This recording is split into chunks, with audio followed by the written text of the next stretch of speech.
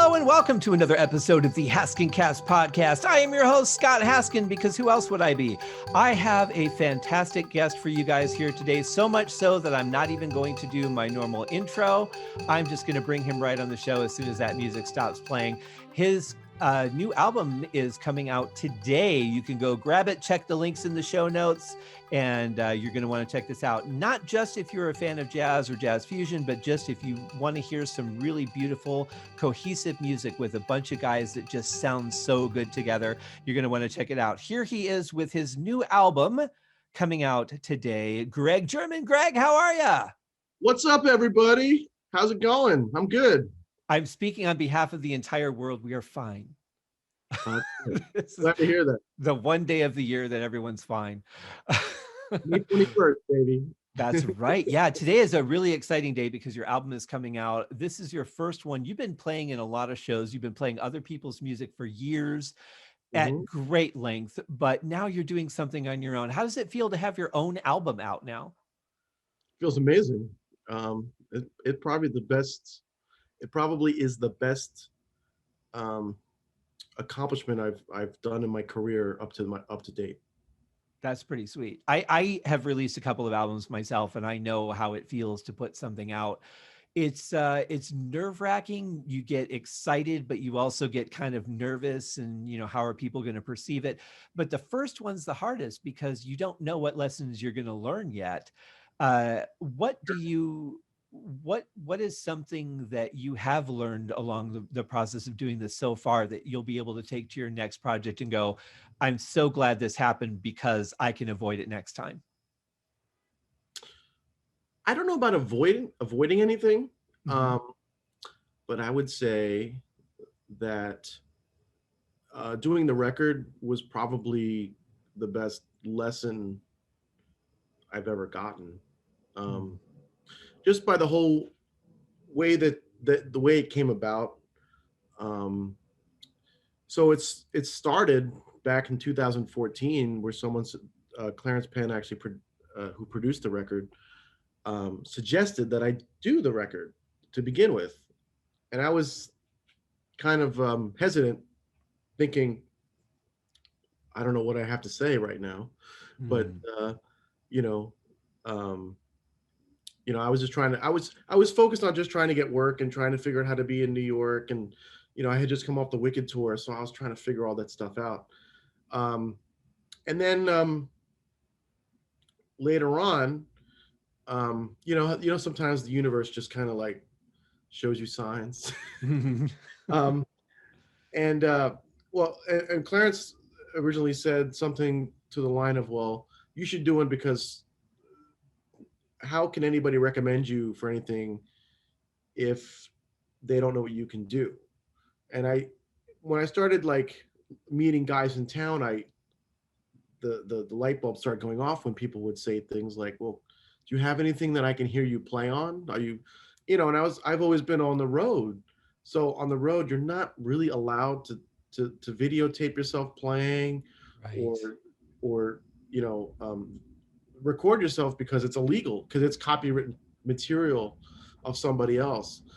So that was the first thing. So then I went back out on tour, and I was always doing film scoring and stuff, and then I guess now about 2.5 years ago we got our closing notice on Charlie and the Chocolate Factory. And around that time, I was looking on Instagram, and there's this amazing piano player named Eric Reed who said something along the lines of, if you're not sure where you are in the music world, in the music business, put something of your own out there and see what happens. He says, what do you have to lose? And True. It was sort of like, okay, well, Charlie's closing. Eric Reed just said this, it was also, I don't know what I'm going to do next, sort of in that vein. And then Clarence had also said, you should do a record like, years ago. All the elements are coming together. Yeah, exactly. Yeah. Well, but let me ask you something though, because actors can take footage from their films and, acting like a film is copywritten just like music is. and they can use that for private demo purposes. Like obviously you wouldn't put your show reel on YouTube, but you could use that for private demo purposes. Are you not able to do even for that? I'm sure some people do. There are a few people that actually do it. I just why, if you get caught, why deal with the headache? Yeah. Yeah. I Yeah. mean, I don't know. There's enough little things to me, like playing little cabarets on YouTube or whatever, that, if they want to hear me play that instance of music, I can do that. But also my resume should kind of speak for itself at this point, as far as doing a lot of those other kinds of gigs.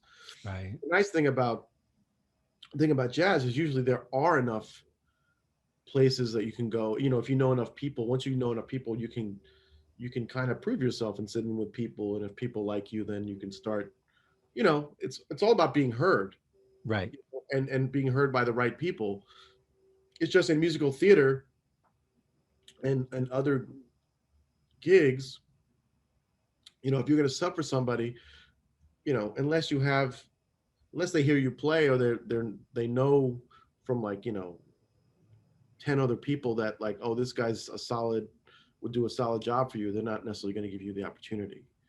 True. So But I think I get what you're saying, because if I were to look at your resume and see, okay, you did Wicked, you did Charlie and the Chocolate Factory, you did 500 shows of this, you were on this tour for a year. Obviously, you know what you're doing, because you wouldn't A, get those jobs after the first or second one. B, you wouldn't have lasted in any of those shows had you not been good enough, because they're not going to keep somebody subpar on tour. That would seem to me something that would say, okay, I need to give you a chance. But yeah, at some point, I've got to hear if what you do would work for what I'm doing. yeah, exactly. Every show is its own universe. Like, if you play Wicked, you may not be right for Fiddler on the Roof. I mean, Mhm.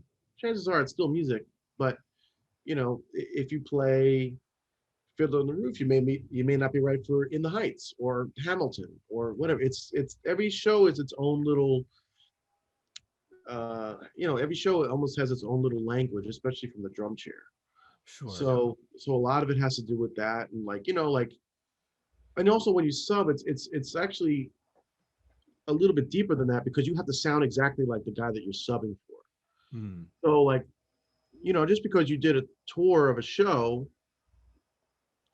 doesn't even mean that they were particularly happy with you.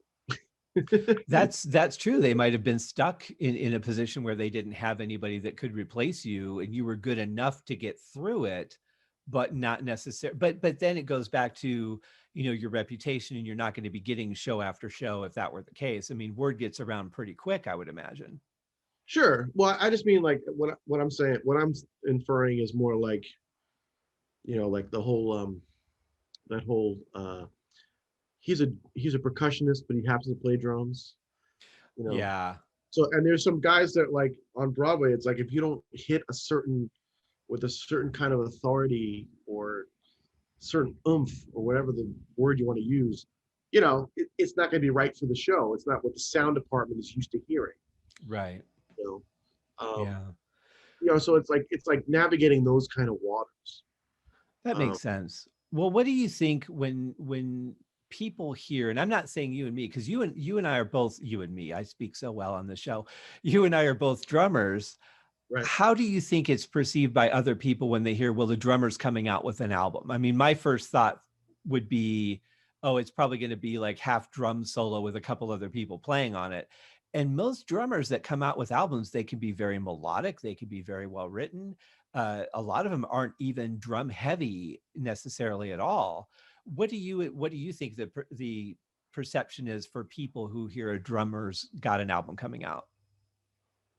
It's a great point. Um, I don't know. It depends on the drummer, to be honest. Mhm. Um, because now it depends on who the musician is. Mhm. If it's Elvin Jones or Tony Williams or someone like that, those guys are going to have a certain vibe to their record because they play a certain way.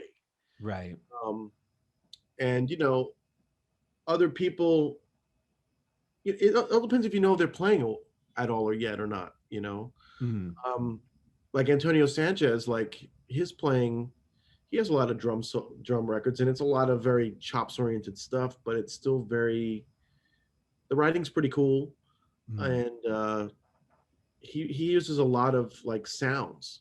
You know, Brian Blade has a bunch of records out that's beautiful. It's you wouldn't, I don't even know you'd call it jazz. You know what Brian Blade is? Brian Blade's Mm. drummer. Used to play with Josh Redman, Oh, okay. and he played with Seal for a while too. But he's like one of like the top, you know, maybe top three young jazz drummers out there now. And Mhm. even when he plays the cymbal, like he does this thing where he'll do like he'll like jump up and hit the cymbal, and it's like you feel this joy, you know, this exuberance that Mhm. just emits from him while he's playing. Um, but his stuff is like he does stuff that's like almost like borderline country. He grew up like in rural Louisiana, so he has like this whole different vibe. And there's like saxophone and vocals and guitar, and it has a really unique orchestration. The it's Brian Blade Fellowship. Like so, that's like it's too general a question almost in a way. Yeah, it is. That's true. It's funny that you mentioned jumping up and hitting the cymbal. I was thinking about I don't know if you've ever seen it. I post it every once in a while when if I'm having like a tough day and I need a smile. But there's a couple of videos on YouTube labeled "Korean Drummer Steals the Show." Oh my God, yes, I've seen that. Those are my Oh, that guy is so amazing. I don't even care that he's not on time or that he's not even playing the same song that the rest of the band is. He's just so happy to be there, like just to be in that moment with people. I love it. well, what's funny is like the rest of the band has like no idea what's going on behind them. Like, we're Oh just going to keep at this tempo and maybe he'll catch up to us again. yeah, it's oh man, because it's funny because like the first one he's like a really young guy, and the second one he's a much older. Right. Yeah. He's like still like doing all this. Right. Like, yeah, exactly. Just reaching for things that aren't even there. And I have to wonder, like, part of me, because I'm so skeptical nowadays, like, was that done specifically to be a funny video? Did they film it like for that purpose? Or was somebody going, oh my God, this guy's funny, I gotta get this on tape? Probably a mix of everything. Mhm. I mean, because that's how he plays. Yeah. You know, that's his. You know, there's that other one too, like guys at the wrong gig or whatever. Oh, that guy. Yeah, he was on an episode of The Office as a drummer. Right, it's because he just has all like he has all the choreography down. You know. Exactly. And see, that kind of stuff, I don't know about you, but that really is not a turn on for me as a drummer. I don't like physical showmanship. I want to hear a good drummer. I don't care about stick spinning and it's interesting that, you could do that and still sound really good. Sure. But for me, it's like, what else could you do if you weren't doing that? How much more could you put into your playing if you weren't trying to look cool? Yeah. Well, the one thing is, I I I agree with you, but I also disagree with you. Okay. And I agree with you on the one hand, as far as, and it depends on what extent, you know, and what Mhm. extent you're doing all this stuff. Because there are certain things that sometimes us artists, we take ourselves so seriously that we forget it is entertainment. Yeah. It is entertainment at the end of the day. Like, you know, if seeing a drummer do like a crossover thing, you know, not necessarily like all this, but like Buddy Richards, you Sure. see Yeah. stuff, and it's still within a musical context. It works, Hmm. and I'm all for it because you're maybe helping someone connect with in the audience that maybe wasn't as engaged before. You Right. know, so on that level, it's cool, and then maybe you get a lifelong fan out of it. Who knows? Mhm. But at the same time, like the showing off for showing off's sake, no, it's stupid. Of course. Yeah, I remember the last time I saw Alice Cooper play.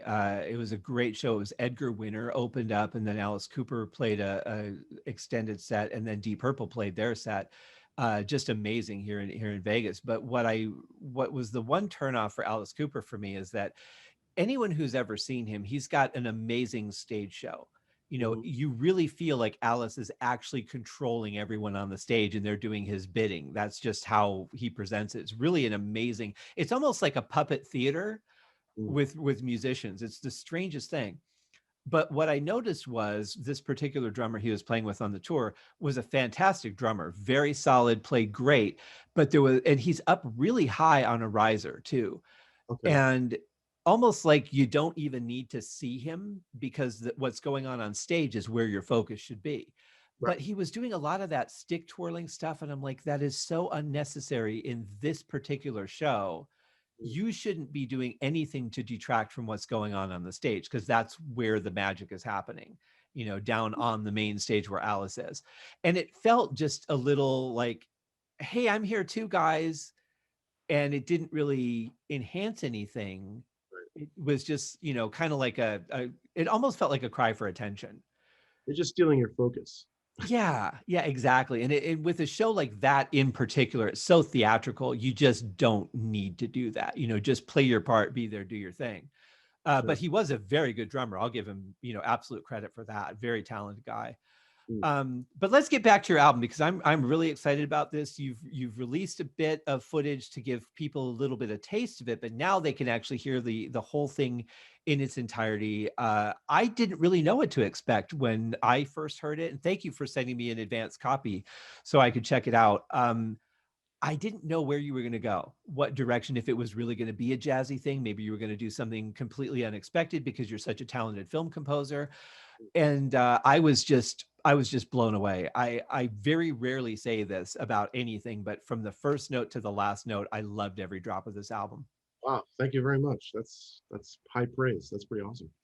And I don't want to say I'm a picky listener, because I think I'm pretty open-minded, but when Mhm. I hear something that stands out to me, it's kind of noteworthy. Like, it's hard for me to see beyond that thing that really stands out. And this album just flows so beautifully. It really feels like you guys were just doing something spontaneous in the studio. So I wanted to ask you, obviously you wrote the album, but you brought in some really talented guys. Well, I'll have to call them cats, right? Because if you're talking about jazz, you call them cats. You brought in some really talented cats to play on this album. How much of it was really kind of free form versus you directing where to go? Because jazz does allow for that. Yeah. Well, most of the intro melodies and everything was all me writing it all out, and then so you'd have like the initial theme or the melody of the song, then you have a solo section, and then you have like an outro, or kind of like I guess it's almost like sonata allegro form, where you have like the exposition, then you have the development and the recapitulation. Right. So I sort of did that. And now there's a couple that are a little different. For example, Rush Hour, that that's all written out.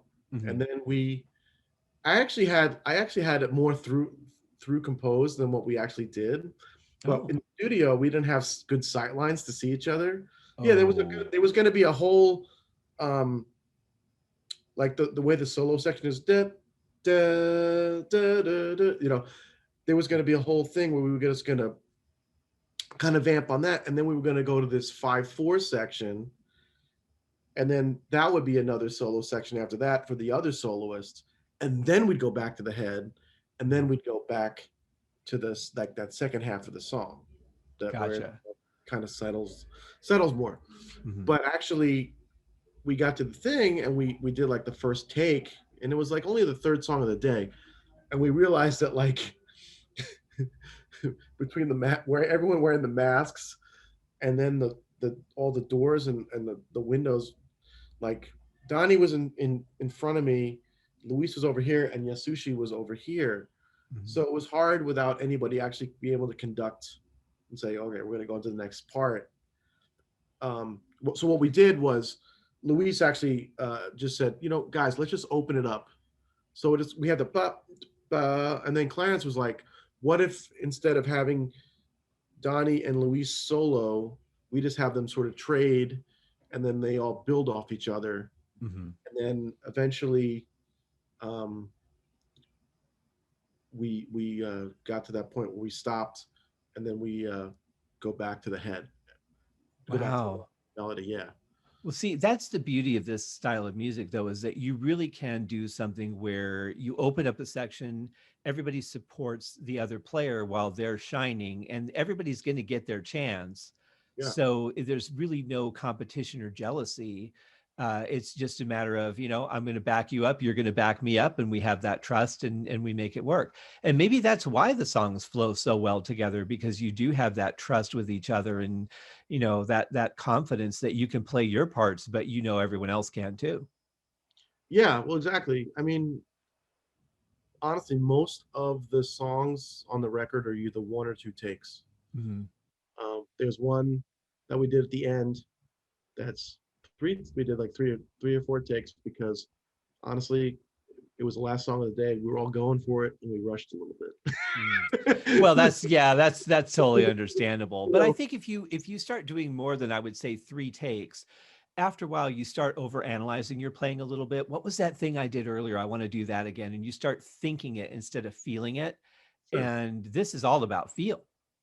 sure. I mean, there's some things that like I probably could have repunched in or whatever, Mhm. but like we thought the vibe was really good, so we just left it.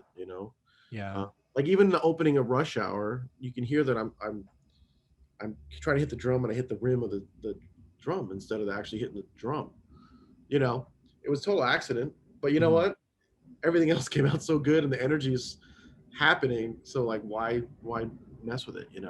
Right. Well, I like the fact that you didn't do drum replacement. I like the fact that everything that you did is really you on there and not patches of fixing and perfection. I think I love when things are human.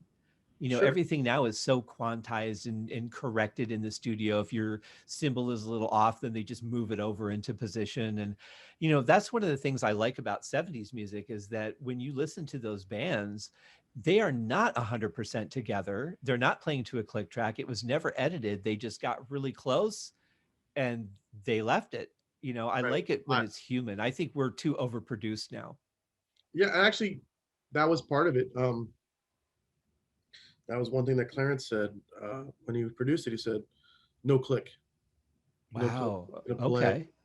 We're just gonna play because cats will feel too constricted if you have the click, especially with music Yeah. like this." There's a So big argument to be made for that. Was that awkward for you though? Because you're used to playing with a click. it was initially second guessing, but then like everybody was so great it doesn't matter. Well, You that's know? the key. You got to have people that know how to do the work. I mean, yeah, I mean like for certain songs it would have been nice to have the click maybe, Mhm. but then like everything came out great. So I don't feel like we did a disservice by not having it. Oh no. The only thing is like when I had to choose tracks, um, because some something I learned sort of is that like different guys want to have different solos on each take. Mhm. Like if you for the final recording, like one of the guys was like, use my solo from take three, but not take two on this song. Right. He was very specific about this is the take you got to use Mhm. because it's like it's also for that artist that's his brand or her Sure. brand, you know. So they were like, use this take on this thing, and it's like, well, I hope that's going to line up with the you know Well, all that's the real problem, isn't it? Because without if a click, right? yeah, and if you're doing things that are a little spontaneous, like maybe on take two you played it a certain way, and then by take three you guys just switched and did something a little bit different, and now that take two part doesn't really work with take three. Now you're really left with a challenge. Well, that's what I mean. So like you know, without the click, there's only so much you can do in post production. Right. Um, but that being said, what you do is well, I guess what we did on some of it, we just took the whole band from take three and just put that into the Sure. thing. If there's a space, we just use that space into the, you know, on some of the stuff, on some of the Yeah. takes. I'm a little sad that you guys didn't have a better sight line. I mean, I'm sure mask wearing was not comfortable trying to play this kind of music, especially because there's a lot going on. But that certainly would have added an extra challenge to you guys being able to cue each other and read each other and when you're Sure. playing music that has that spontaneity. I'm okay to drive, I swear. Yeah. It really, that's just an added challenge. Did the studio, though, normally, would it have been not really been a problem if it had been recorded under normal circumstances? I don't know. I don't know. I mean, part of it too was because of COVID, there were extra, like the bass player had his own room, piano player had his own room, the sax player was in the big room, but there was like a wall in front of him, like they put Mhm. the like a barrier. So I don't know if the barrier would have been there had it not been for COVID. But for me, it was just hard to see through the glass and then through the other glass. Yeah. And and then we also had the vocal booth for some of the songs. Mhm. So like there were times where they were nervous about having the vocalist and the sax player play at the same time. So they had the sax overdub the solo. Mhm. We play it as a rhythm section or whatever, and then have the sax overdub it or have the singer overdub it or whatever it was. Sure. Um, Yeah. so that sort of made it maybe a little more challenging in the COVID era. You know, Right. but I still think overall it came out pretty great. So Oh yeah. I'm Yeah. a, And I have to say too, from a sound engineer's perspective, the album sounds fantastic. Everything is very clear. There's nothing that gets buried to where you can't really understand what's going on. Everybody's shining, even when they're not being featured.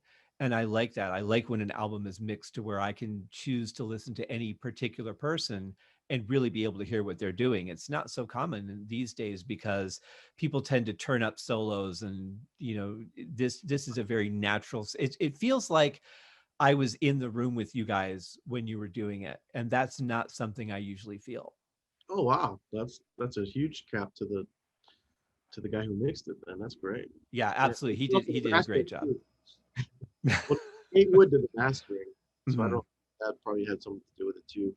Yeah, those definitely go hand in hand. I mean, you can't master a bad mix and make it sound better, Yeah, I you mean know. the guy from Bunker, I forgot his last name, but I think his name's Andy. Mhm. Uh, he was phenomenal.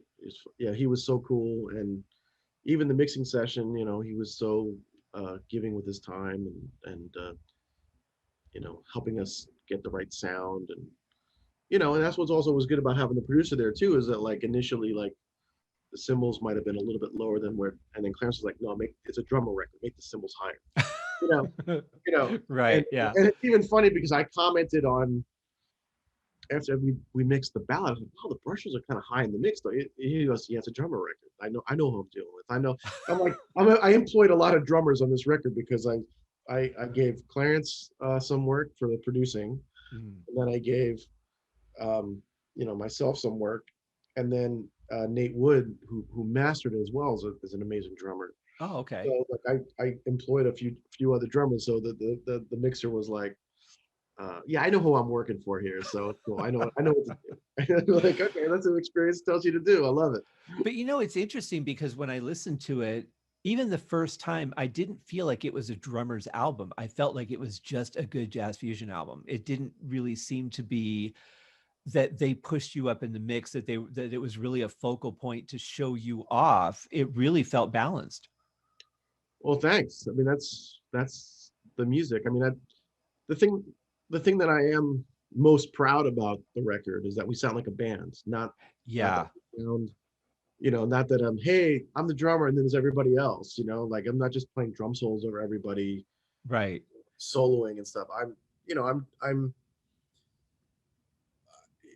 I'm active participant, but I'm not taking over. Well said. Yeah. See, and I think a lot of that has to do with the writing because you didn't write it to shine as a drummer. You wrote Yeah, it to be a band album. I mean, a friend of mine actually, another friend of mine who got the pre-release, actually texted me and goes, "Man, eighth song and then the first drum solo." You know, but I feel like even though there's not a lot of technically drum solos, because the interaction is so um,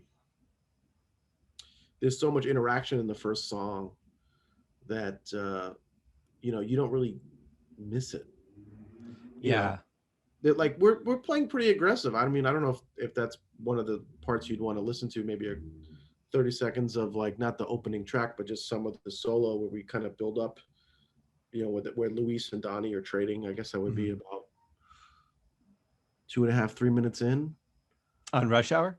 on Rush Hour. Yeah. Yeah, we could do that.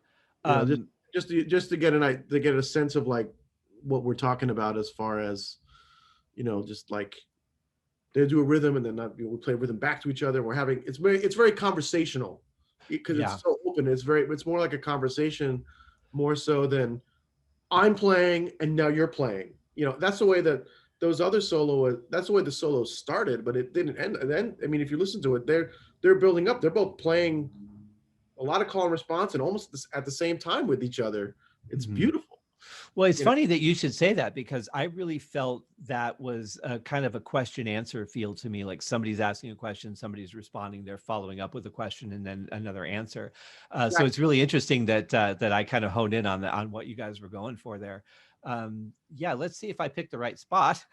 Sure. Well, also the thing about this tune is that the whole thing builds up to that because for me, Rush Hour is that like you're late for work, you know, Right. and you're like stuck in traffic, and then like blah blah blah, and then there's two parts of the song. There's that first part where it's like, a lot of notes, and you're like, you're frantic and stuff, and then there's that second half of the tune, which is like you're just kind of like, you arrive, you can try to chill out and have your coffee, take a breather, Mhm. and actually, if you notice, for our special listeners out there, music nerds, it does slow down a little bit. The Mm. second half is a little slower, so it feels more settled. And that was actually Clarence. That was part of Clarence's direction too. So he said, "Luis, just slow it down a little bit, take a breath, and then slow it down just a hair, and then everything settles in." So maybe I don't know. Maybe do like the end of it into the transition. I don't know if Yeah, that that's would work. Maybe that's like interesting. maybe like three minutes in or something. Okay. Just move over to that here. While I'm finding the spot, I got to ask you, this just kind of occurred to me. So when you're on tour, let's say you're on tour at Charlie and the Chocolate Factory and you're Yeah. in, I don't know, Toronto, Canada, because I know Oh, you guys spend a lot of time up there. yeah, we did. You don't drive on the tour, right? You guys are on a bus. So how do you get around when you go? Because I mean, you're only performing for a couple hours, you got sound check and all that. How do you get around to explore the cities during the day? Oh, you walk, lift, whatever it is that you want to do. Mhm. For me, the tour is always, the show comes first for me. Mhm. If I do too much, then I can't do the show. But that being said, I mean, I'm a walker. Being in New York, that's what we do. We walk everywhere. Sure, So yeah. like, as long as for me at least personally, as long as I feel like I'm going to be in a safe neighborhood, then I'm cool to walk. For me, it's a little bit more nerve wracking when you go to somewhere like Detroit or Baltimore. You don't know. You make the wrong turn, you might be in like have to run for your life. Sure. That's a little bit more daunting. And then it's like, well, let's take a lift because we're not sure. Yeah, Cleveland that's can be a smart. little bit like that. At least back in the day when it's getting better now. Gotten Mhm. better since I first went there. But when I first went there, a lot of buildings were boarded up. And, I don't know what's going to happen post COVID, post the pandemic. But I don't know how other cities are. I know New York's kind of coming back, but I don't know. How's Vegas? It's starting. They're bringing back a new Cirque du Soleil show every month now. Okay. So everybody's starting to get back to work, which is really nice. I don't know what the theater capacity is going to be, how many tickets they're going to be allowed to sell, how close they can put people together. But hotel capacity, like the casino floors, are Hmm. back to 100%, which Wow. is Okay. interesting. I think the telltale thing for Vegas is going to be when international travel opens up. Right. Well, that's the same thing. That's the way I feel about Broadway too. Mhm. In here, like because I know that COVID's pretty bad in a lot of other countries. So everyone's like, everyone's all excited about September, but like, you need people from Japan, you need people from Europe. Sure. If they're hurt by COVID, we need to, you know, not that you got to do the show, but the whole thing about a show is if it doesn't make a certain amount of money, then it's going to close. So Right. Yeah. you can only do so much is what I'm trying to say is Yeah, I think though it's going to be a matter of people are starving for live entertainment so much that you could probably do a month in a city and sell out just about every night, because you're going to have people that are just craving something to go to. Whether they would necessarily be the target audience for you would be a question. Like, are they just going out because they can get out and have something to do, or do they really want to see the show? But I think it's just going to be interesting to see, like with what's going on in India right now, where they're having a huge surge in COVID. Sure. Obviously they're kind of quarantined off from the rest of the world right now, but what about the people that seem fine where they are, and then they come over here or we go over there, and the different toxins and things start integrating and create something new? Who knows?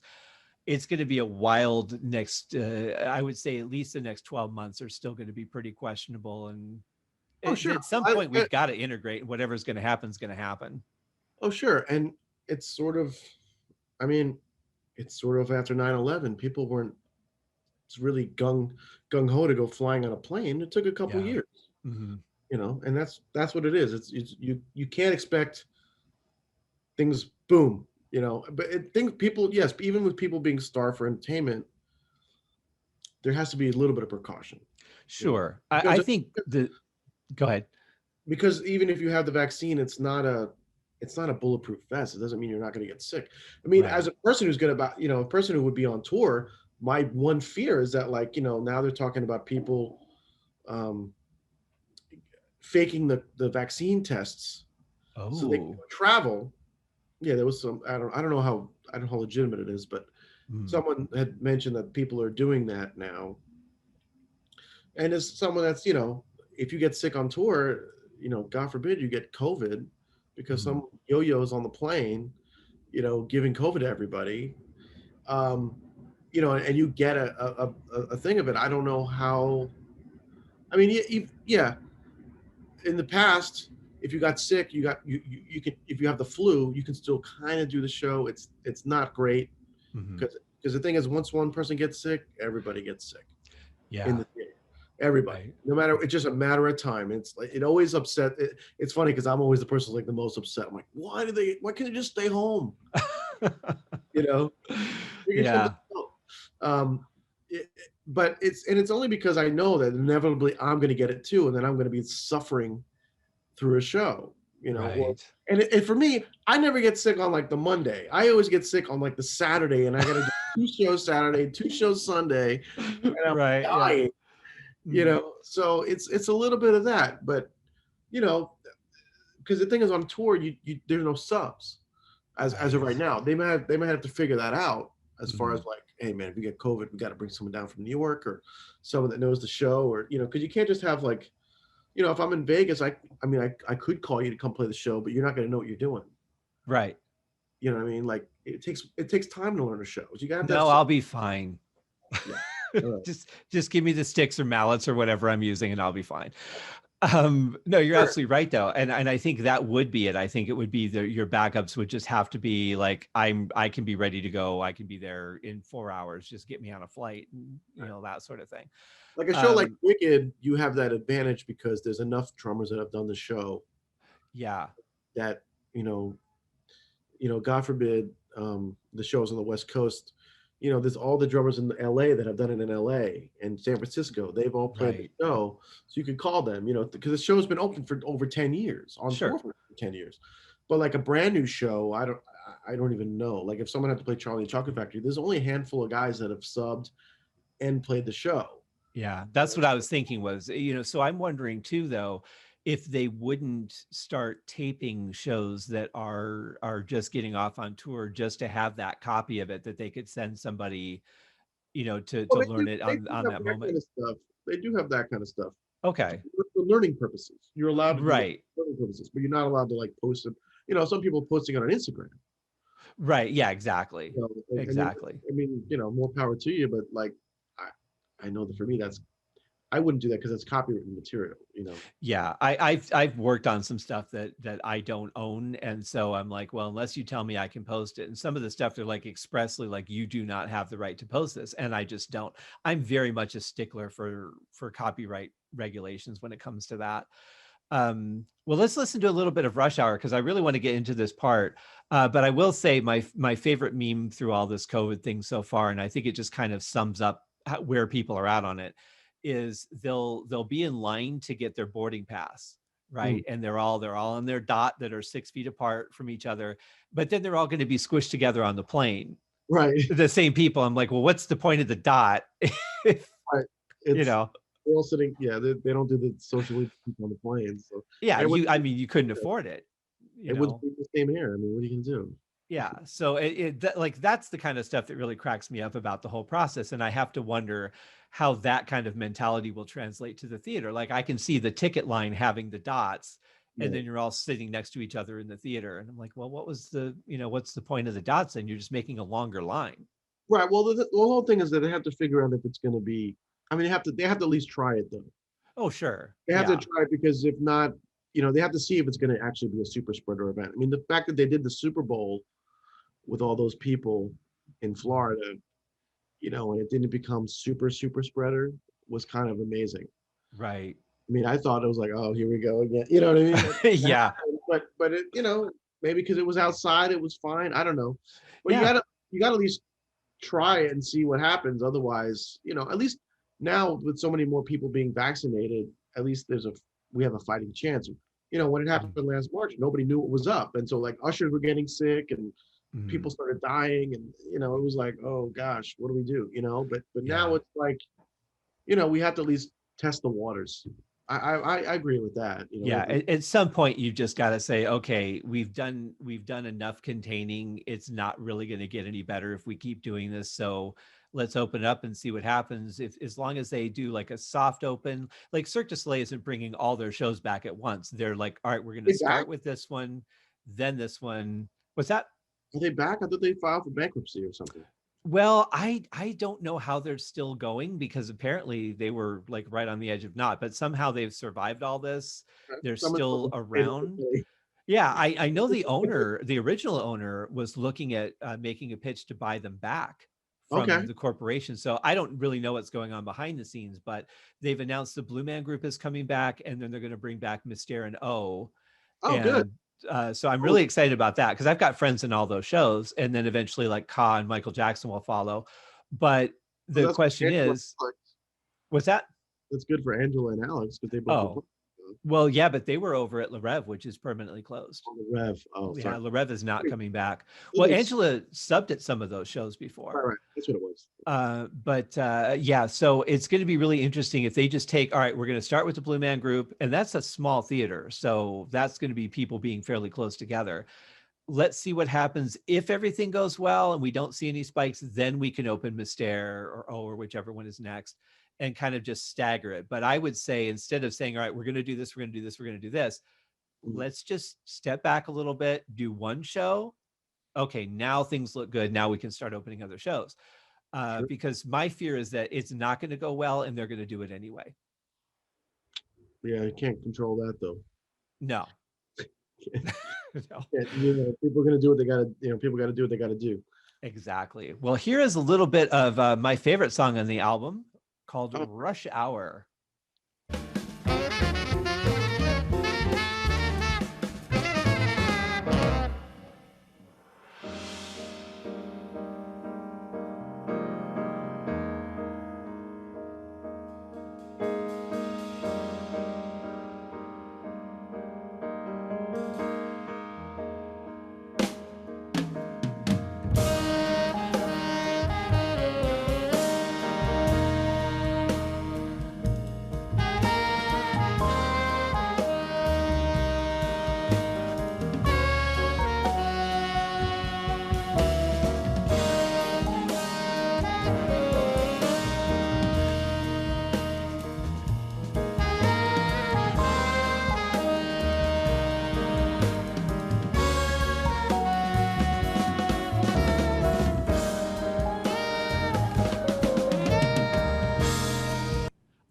like the subtle vocals on that too. That adds just such a nice little layer of presence on that.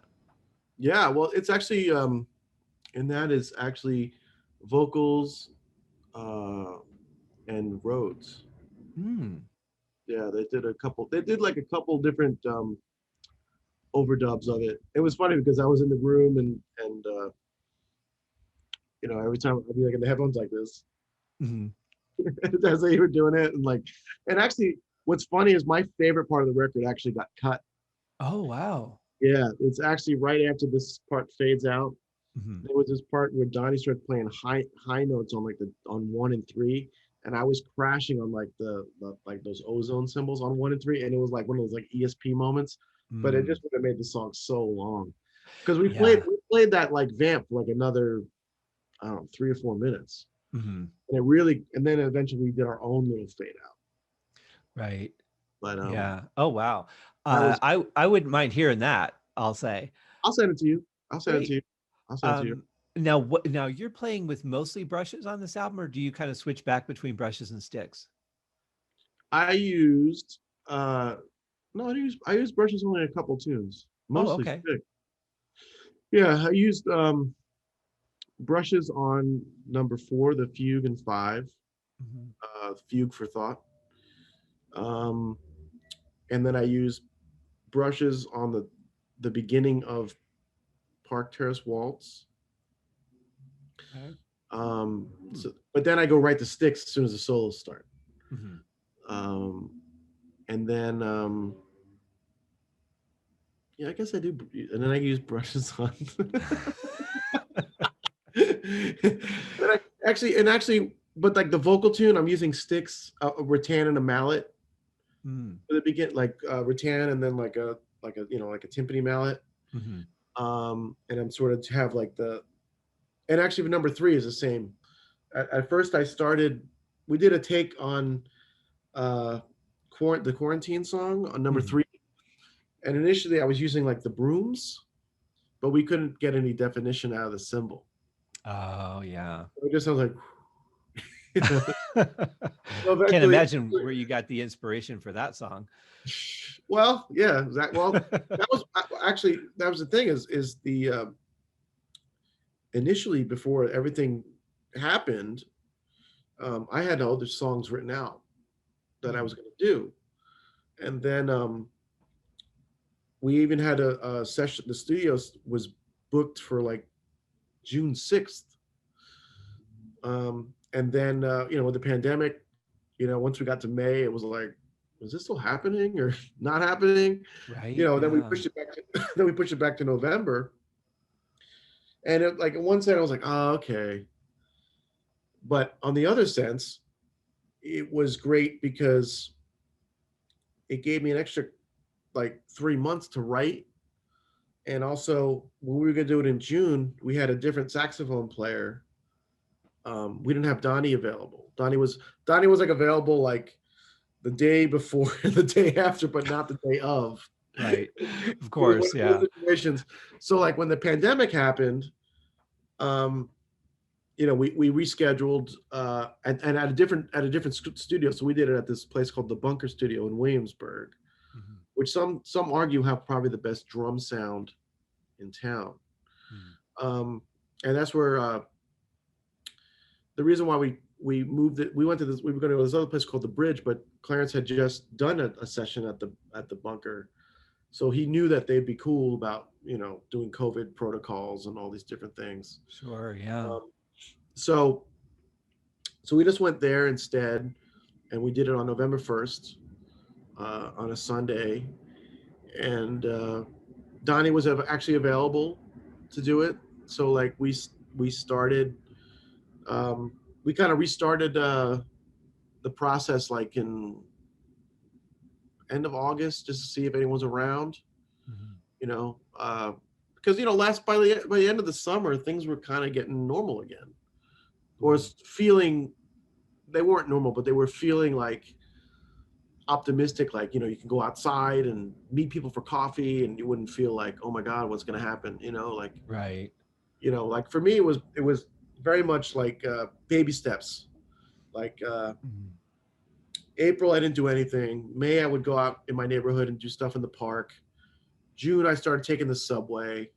You Mhm. know, July, I started going to the practice space in Queens. August, I started actually going in, venturing to the other boroughs and meeting people and friends and just kind of trying to catch up and feel like normal, and then that happened till about right after the record. That's when the things started spiking again. The COVID cases in New York City started spiking at like end of October, early November. And then it was like, okay, I'm going to shut down again, kind of. But I was lucky because I was able to get my record done because everyone was available. Right. Yeah. I mean, there are definitely some good things that have come out of this horrible situation, and people being able to work on projects of their own that they hadn't been able to get to because they were too busy or on tour Sure. and not, so some good things have come out of it. I've been impressed at how many people have found ways to do things in spite of this. Like a lot of entertainers, like Alison Arngrim, she's, instead of doing her show, she does a podcast, she's doing it out of her home. And then she found another place called Stage It, where she was actually able to sell tickets, do performances still out of her own home, Right. and perform for people, where she's used to going all over the world and performing as a comedian, and as Nellie Olson. So it's really amazed me, the innovation, and the fact that people have said, you know what, this sucks, but we've got technology, we have the ability to do things, let's get creative and do something, instead of just sitting there going, well, we're screwed until this is over. Well, sure. I mean, that's it's very much Shawshank Redemption. I mean, get Yeah. busy living and get busy dying, right? Hmm. I mean, I know for myself. See, I was supposed to go do this Bat Out of Hell tour, Mm. and when everything shut down, like March 13th or whatever, we got the call like March 15th saying, "Oh, we're going to cancel the tour.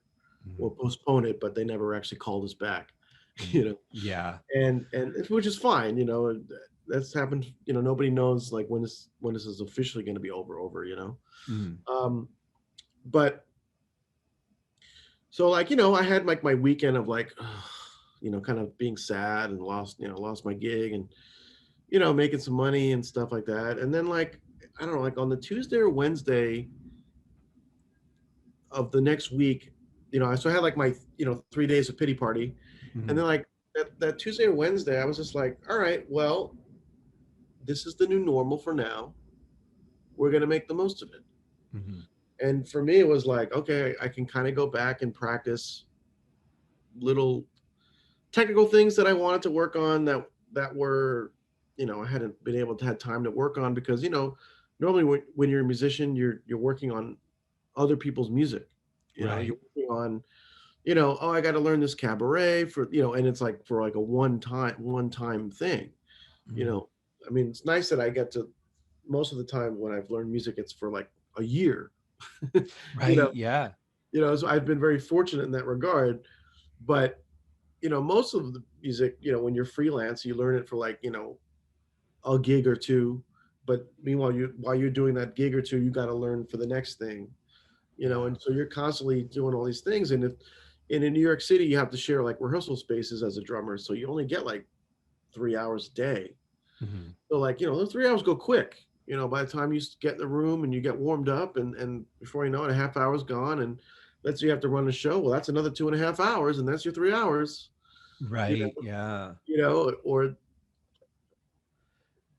to me, it goes really almost too fast. I wish I could have more time. Sure. That's the advantage of having a house and a basement, when I was a kid. Mhm. Yeah. Oh, same here. I mean, growing up in Michigan, see, we don't have basements here in Nevada, but in Michigan, yeah, I certainly had my drum kit down there, and I had little bit of soundproofing.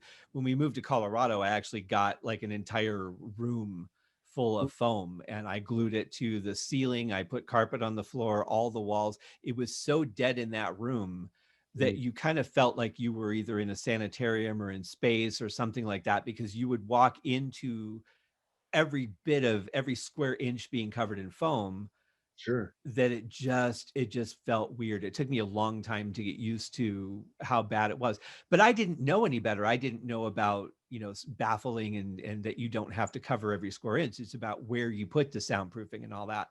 Sure. I just, like, I got a bunch of foam, I hot glued it to everything, and okay, the band can come over. Let's go. Well, it's Yeah. treatment, right? Acoustic treatments. Yeah. I mean, back then it was just, hey, I got foam. That's what you're supposed to have. So, Right. We want to make it as dead as possible. Yeah. I'm not sure what ended up with more of the hot glue though, if it was my arms or the ceiling or anything else. Good times. So, but do you have like a practice pad kit or something that you could play in the house? Yeah, I have it right here. Oh, perfect. Oh, there you go. Yeah. I got one of those ones that straps to your thigh so I could just walk around and hit it all day long. And then I realized I just didn't have time to get up. So it Yeah, did me no good. I mean, for me, it's too close to the knee. That's the problem, or the leg. Yeah. I might as well just play my leg if I'm going to do that. There But you go. for me also, it's it's like the stuff that I was trying to work on was just getting like doubles cleaner, Mhm. rebound, work on all that kind of stuff. Right. Just go back and work on rudiments. And actually, what was cool is there were a lot of cool stuff on like Instagram and stuff like Drumeo and all these things. They would like give you like little exercises to like work on. They would, why don't you try this exercise if you're bored, and it's like, and Tommy Igo would do his like lifetime for hands warm up and, hands for a lifetime, I should say. And, all these little things that you could like, if you really wanted to shed, you could do all this stuff, really get good. Mm-hmm. This whole thing was like, eventually this is going to end. Do you want to be like someone who like excelled or someone who kind of let the time go by, So, Yeah. I mean, for me, I should have practiced more. I went through phases where I'd like, and then I'd be like up and down. But I also did a lot of, I feel like I accomplished a lot though. Like I got a YouTube channel going where I wrote a lot of music. Mm-hmm. And actually because of my writing, a couple weeks ago, someone asked me to write like a hymn for a church. It was like, oh, I've seen you writing. You want to write a hymn for a church? We'll commission you. I'm like, yeah, I do. Yeah, I love those random gigs that come up because they challenge you as a musician, whether it be as a writer or as a performer. But they're also just things that like I would have never written a hymn in my life. No, had I not had a reason to do it, And she basically was like, yeah, we want to use this psalm because we're not worried about the words being copywritten. We can use the psalm. You want to put words to it? And I was like, yeah, sure. This would be great. I don't have anything going on in my life right now other than, a couple people want me to mail them a record out, like great. I'm into it. Yeah. Yeah. This is definitely the time to take advantage and, create opportunities or find different things that eventually those could become part of your normal life, whereas they wouldn't have ever if you didn't have a reason to stop and have to reevaluate what you could do. Sure. Well, I think the people that are going to be the most successful are the people that made some kind of adaptation or adapted to the situation. Right. And, found a way to like either make money or find a way for themselves to be happy. And then when things come back, they'll have something in addition to what they already have been doing before. Exactly. Yeah, for sure. Well, I want to play something else from the album. What do you think we should play next? Oh, what kind of mood are you in? Dude, I'm in a happy mood, man. We're hanging out. We're talking about music. It couldn't get better for me. Oh, maybe track 10. That's like a fugue. It's like one of the fugues. Yeah. All right. About how far in do you think? Start from the beginning. All right. And well, here I should announce it's well, you're going to have to pronounce it because I think I would butcher it. Fugarella. Oh, I was right then. Yeah. Oh, sweet. What do I win? Is there a prize involved? Yes. I'll take it. A round of applause. Literally. Nice. There you go.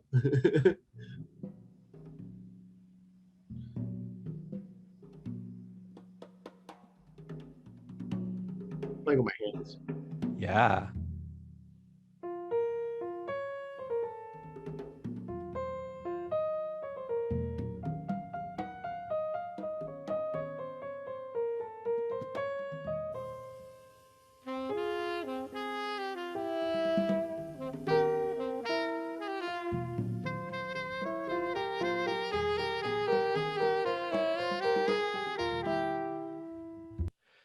feels so classical, that piano playing, you know? Sure.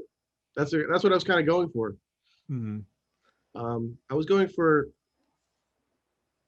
see, you know, I'm not good at writing like bebop heads. So I was like, what can I do that's different that, you know, you never really hear on a jazz record? And I was like, why don't we try writing a fugue? Mhm. You know, Yeah. and so it definitely, I mean, that's part of the tales of time, right? Is that it's not just that it's in different time signatures and stories, but it's also time eras, Mhm. you know, time periods. Like that's more like maybe a Baroque vibe than something that's more modern, like Misinformation. I think it's the track number 8. Mhm. You know, that's more like Ode to Radiohead. You know, Well, but it feels classical with the piano. Well, it sure, feels almost a little ethnic with the drums starting in. Then it feels a little bit Bachish with the piano. But then when the brass comes in or the horns come in, you feel more like a New Orleans kind of vibe. really. I do, yeah. Maybe It, it's just the sound of it or the way it's playing, but it kind of gives me that walking down the street, just trying to find the next pub I want to go to, because that's what you do, when you're in New Orleans. But yeah, it really changes the feel a little bit. But it's interesting the way that it blends so well with the piano, but yet they feel to me like they're from two very different time periods. Interesting. I thought very much it's Baroque, but what I'm doing is I'm stating the melody at the top with the drums. Hmm. If you listen to what the drums, boom, boom, boom, boom, dum, Right. it's just melody, and then when the piano comes in with their thing, I'm sort of doing boo be doo be boo doo you know, I'm doing a question and answer thing like you were talking about in the first thing. A lot of it is that Right. I'm going for is that question and answer sort of thing, and it doesn't have to be like it could be like just a cymbal hit. It doesn't, you know, it Right. doesn't have to be like a lot. You just Mhm. like, because you don't always say what is it, you know, when you're talking. Somebody go right on. Well, that's how I talk, but yeah, it is interesting because I do feel that the album overall is very conversational. If I had to describe the album in one word, and thank God no one actually makes me do that, I would say conversational would be a word that would come to mind. At least it might not be the definitive word I would use, but I feel it's very true because it's not like a bunch of musicians playing together as much as it is a bunch of musicians paying attention to what each other's doing. Sure, yeah, we're all listening to each other. That's a big part of it. Mhm. Yeah, you wouldn't be able to survive in this music if you weren't doing that, No, that's you true. know. Yeah, you can't really phone it in. I mean, I guess you could, but you know, it would be tough to phone it in. But that's why these guys are amazing. You know, they know how to like how to add their 2 cents and do their thing, Mhm. but still give you room so you can shine. And you know, I mean, granted, you know, like if if I wasn't pulling my weight, you would hear that too on the record. But but they still give you opportunity for space so you can kind of fill in or whatever. And what was cool for me was that like, you know, we were at lunch and like, you know, it was November 1st. So keep in mind the election's happening in like 2 days. Right, yeah. And we were Not doing, not a tense time at all in our yeah, country. not at all. So like we were at lunch and like we were eating Thai food and like um you know they're kind of, you know, everyone's kind of having a discussion about the election and everything, and I'm like just like soaking it all in, like hanging out my heroes. Right, yeah. Right, right. And then like at some point Donnie McCaslin, the saxophone player, just stops eating and he looks at me and goes, yeah, Greg, yeah, like I'm digging the music, like, Mhm. you know what I mean. And actually when I got home, you know, it's like no matter what happens from this record, when I got home, there was an email from Donnie saying, "I really enjoyed the session. I'm glad we did this music." You know, and same Oh thing man. with when Clarence, when we were doing the mixing session, he was like, "Wow, you sound really mature. I'm really glad we did this. I'm proud of you. You should be proud of this record." You know, like, and he was Clarence, the producer. I mean, granted, he's producing the record, but he's like, this sounds as good as anything out there. I feel we should pitch this to a record company, you know. Well, So and just to clarify for the audience, his perspective on this is not just a guy that came in to produce. I mean, he's been on what, 500 albums? yeah, probably more, maybe 1,000 albums at this point. I mean, he's played with everybody in the jazz world. I mean, he's used to play drums for Maria Schneider's band, who's like out, you know, Grammy award winning artists, you know. She's a prolific writer. Actually, it was funny because that was another thing that they were like, you know, like teasing you. There was a moment where Clarence was like, "Yeah, Greg's doing some cool writing, huh?" And I said, "Well, you know, I'm not Maria Schneider or anything, you know." He said, "I said you're a good writer, not a great writer." Just Well, that's fair, yeah. keeping you like, you know, kind of keeping you even keel, you know. But it was all like, you know, like you know, a little fun jab. Sure, you know? yeah. If you didn't, I mean, the other thing too is that like I initially had doubts, and Clarence went to school down in Richmond, and Charlie the Chocolate Factory was there, like right after I decided, you know, I'm going to do this record, and they all knew Clarence. So, and I was like, yeah, I'm going to do this record. I'm not really sure. I mean, you know, they have all the existential anxiety stuff, right? And they were just like, you know what? If Clarence didn't believe in you, he would not put his name on this thing. You know, That's true. I was like, yeah, it's his reputation on this, so this is pretty cool. Okay, so let's do it. Well, I think too, just the fact that he thought it was worth not just like, hey, that was a great session, I had a lot of fun, you know, nice to meet you, but for him to say, this is really something that we need to pitch to a record company because it's that good. I mean, could he have given you a bigger compliment than that right there? Not that I know of, unless it was like, hey, here's a gig for you. Right. You know, I'm gonna dump that Maria chick and it's just you and me all the way, buddy. I just like, you know, I'm just teasing, but it was also during COVID. But no, just like, you know, my goal with the record is that it does that. Hopefully, it opens some doors and people will listen to it, and you know, it may not be like tomorrow, but you know, eventually down the road, people, man, I heard your record, I really dug it, and that's all you can ask for is you put something out in the world, and hopefully some people dig it. You know, a lot of, you know, there's always going to be, you know, people that aren't going to like it, and that's fine. Not everyone, you know, the record's not for everybody. I totally get that. Even within the jazz world, the fact that there's like a classical fugue on there, there's going to be people that are like, what is this? This isn't, you know, this is classical. This isn't jazz.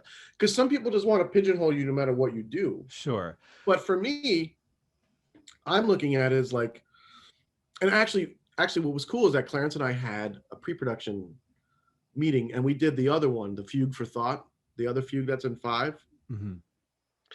And you know, I'm looking like this. I'm looking at like, I'm starting to get like nervous. Like, well, I wrote 2 fugues for this jazz record. Is this going to be cool? Like, are people going to receive this? Or people? And what Clarence's response was, he goes, you know what? This is honest. This is honest. I mean, what's wrong with that? You know, well, I think we do something you can't do. You're not trying to pretend to do something that you can't do, right? Right. I think we spend too much time worrying about, and I do it too. I you know, with the stuff that I put out there. In fact, I'm going through this now with my first fiction trilogy that I'm putting out. When I wrote it, it was all about this is what I wanted to say. But now in the editing process and getting closer to sending it out to beta readers and getting ready to release it, I start thinking about, well, what are people going to think when they read this part, or how are they going to react to that? Are they going to stop reading? Is it going to, you know, as an artist, we should be representing ourselves. I mean, we can't be so far out there that it doesn't relate to anybody. Right. But at the same point, you know, so I would say some editing should be done as far as that kind of content side of things. But at the same point, did Zappa come out and go, well, you know, people aren't going to like it if I just write insane music that no one can understand except for the 5 people that I've hired to play on it? You know, he put it out there and people to this day are like, he's a genius. You know, you have that line, but for the most part, if you're going to put something out there, it should be what you want to put out there. And then hopefully it'll find that audience. I don't think I would be successful if I was just writing, catchphrase pop music that was just geared to be played on the radio. I wouldn't be fulfilled even if I became a millionaire over it. Sure. No, well, that's part of the fine line. Mhm. Um, for me, like, what's interesting is that when Clarence and I had our initial meeting, it was, I thought we were going to do like a jazz trio record or something, Mhm. like just straight ahead, like, play like jazz standards and stuff. And he's like, you can do standards, but you have to do something different with it. Yeah. He said, what your kind of assignment is because it's a drummer record, not everything's going to be in 4/4. You want to write tunes and some odd time signatures. You want to show off that, you can play in other styles, other types of signatures and stuff, and that you're fluid in it. Mhm. So he's like, you're going to take. So the challenge was like, he's like, write tunes and like, you know, 3, 5, 7, 9, 11, 13, whatever it is. But, I want you to do, he's like, that's what you should do. Try to do that and like come up with different ideas and stuff. And it was cool because it was like, I'd never really, a lot of times I would maybe come up with stuff in 7, Mhm. but 9 was kind of a challenge for me. Um, 9's a hard one that's because you hard. can, with 7, you're so close to 8 in a way that you just can add and push it a little bit and get it where you need it to be in that feel, or you can do a 4/4 3/4 kind of thing and make it work. But 9 to do 5/4 and 4/4 just feels so much different to me than doing 3/4 and 4/4. I don't know why, Well, but that's always been a tough one. you could also do 6 Mhm. because, True. 3 bars of 3. Right. That's sort of what I did in the number 11, the beginning of it. You have that versus that's the one that's the most academic one. That's like the etude that I wrote myself Hmm. because it's so you have da, da, da, da, da, da, but then you have the bass line is da, da, da, da, da, da, da, da, 1, 2, E, E, and 7, 8, 9. So that one has like that. It's like an interesting juxtaposition of, and then you have against the you know what I mean? So Mhm. that's really an interesting rhythm. And then it's funny because my mom was like, "That's my favorite one." um, but I think it's because the melody is like kind of like, I don't know, it has like a little like Arabian quality to it. I guess. I could see that. But I think that's the thing for me. This album covers so many bases. I mean, you've got people that are just going to enjoy jazz fusion. I mean, at the basic level, but there's Sure. also a lot of intelligent writing and performance in here that I think there's a lot of things that people can enjoy from different aspects. Especially people who are just sick to death of everything being in 4/4 and just want to have a different feel from time to time. This is a great album to check out if you're sick of that. For guys like me who grew up on rock and roll more so than jazz of any kind, it's a real treat to listen to stuff like that because you don't hear that much of it in rock and roll. You hear mostly 4/4, 3/4, maybe something really odd like a 7 from time to time, but it's just not there. Well, it's funny you say that though, because like some of the stuff that I listen to, the challenge was, okay, I'm going to write these odd time signatures, Mhm. but I don't want it to be math experiment odd time Mm, signatures. right. I Yeah. don't want you to be like, what is that? What's happening there? The last tune on the record is the only one that's like that, and it's not really like that for very long. It's Mm, just, you know what I mean? It does that for the yeah. melody, but if you just listen to the melody, you can hear that it's a 9. Mhm. You know, um, I'm not saying there aren't some parts I went back and listened to and counted, but I definitely did that. oh no, that's fine. That's Because I totally wanted to I wanted to make sure I understood what I was hearing because as just a listener of music, I can just enjoy the song and really kind of shut my brain off and just enjoy what I'm hearing. But then sure. there's that analytical, especially the drummer side of me that's like, wait a minute, Right, what but was the thing that? is, like if you listen to it like passively in your car, you're not gonna. I didn't want, like when you listen to Stings do like 10 Summoner's Tales, you don't go, oh my God, that's in 7. Right. Yeah. It happens to be in 7, but it's just this like flow of music. And that's sort of what my writing I was trying to get at. I don't know if you want to play part of Rosetta Stone. Yeah, definitely. Well, I was going to ask you first, because when I hear the words Rosetta Stone, immediately my thoughts go to something that's going to help me learn a language that I'll probably never use. What was the premise of the title on this one? I might get in trouble for this. Okay, but that's all right. You don't have to answer my questions. I will let you know. No, it's a real thing. All right. So in 2004, I went to Athens and I sort of met somebody that I really liked. So I was on the Fosse tour, and when I came back home, we like emailed a little bit here and there. And then in like 2008, she actually visited a friend in New York, and she came and visited me too. Nice. And after she left, I was like hook, line, and sinker. And I was like, you know what? I'm getting Rosetta Stone, and I bought Greek. So the song is kind of like dedicated to her. Oh man. I felt like kind of inspired after like hanging out with her and stuff. I mean, she'll get mad at me for saying this, but she was a former Miss Greece. Oh wow. Yeah, it was kind of a funny thing because like this guy who was the music director of this musical Grease in Greece gave us these free tickets, and we were like this American company, and they were this this like Greek like local production of Grease. So they gave us this like these tickets, and so like it was just funny because like music is such an integral part of the culture there that when they found that I was the drummer, I was like a celebrity, more so than the actors were.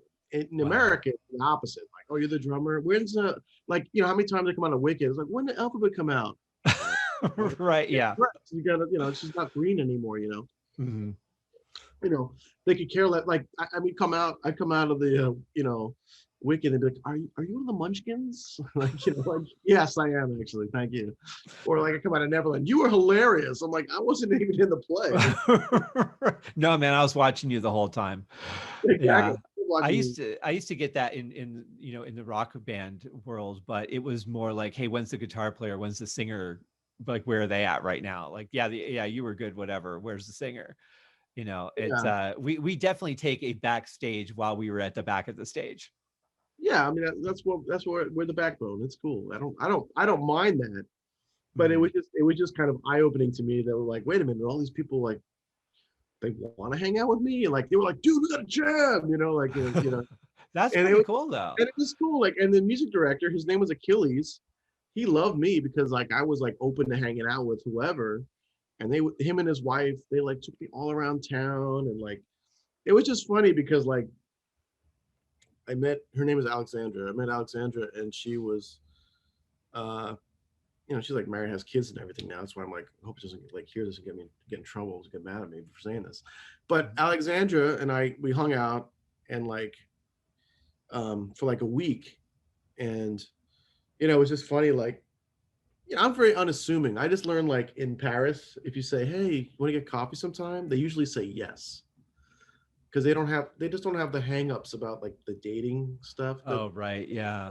We have here. So it's just like, if you like each other, you hang out and you keep hanging out. Right. So, I mean, like nothing happened between Alex and I, but it was like, there was a vibe there. If I was there longer, who knows, Sure. Yeah. But it's that vibe. It's that feel. When I think of that Rosetta Stone, I think of the way that I felt when I was around her, like how happy I was. Right. And that's sort of what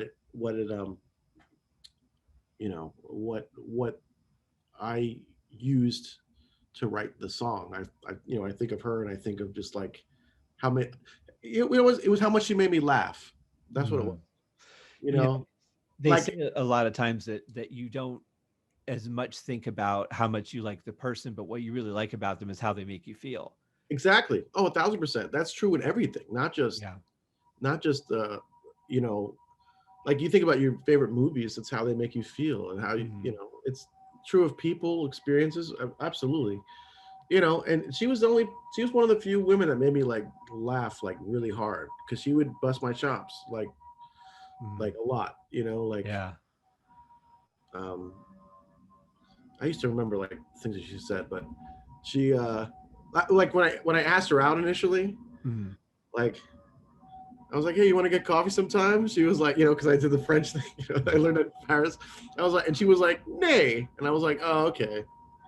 I'm like walking away all like dejected. And then she runs after me. She taps me and she goes, no, nay is yes in Greece. I'm like, well, speak to me, you know, like, you know, Oh it's man. like that. So did the Rosetta Stone program actually help you?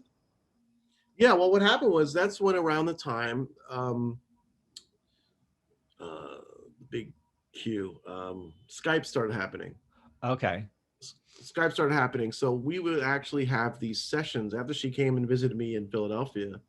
We would have these like Skype sessions. Mhm.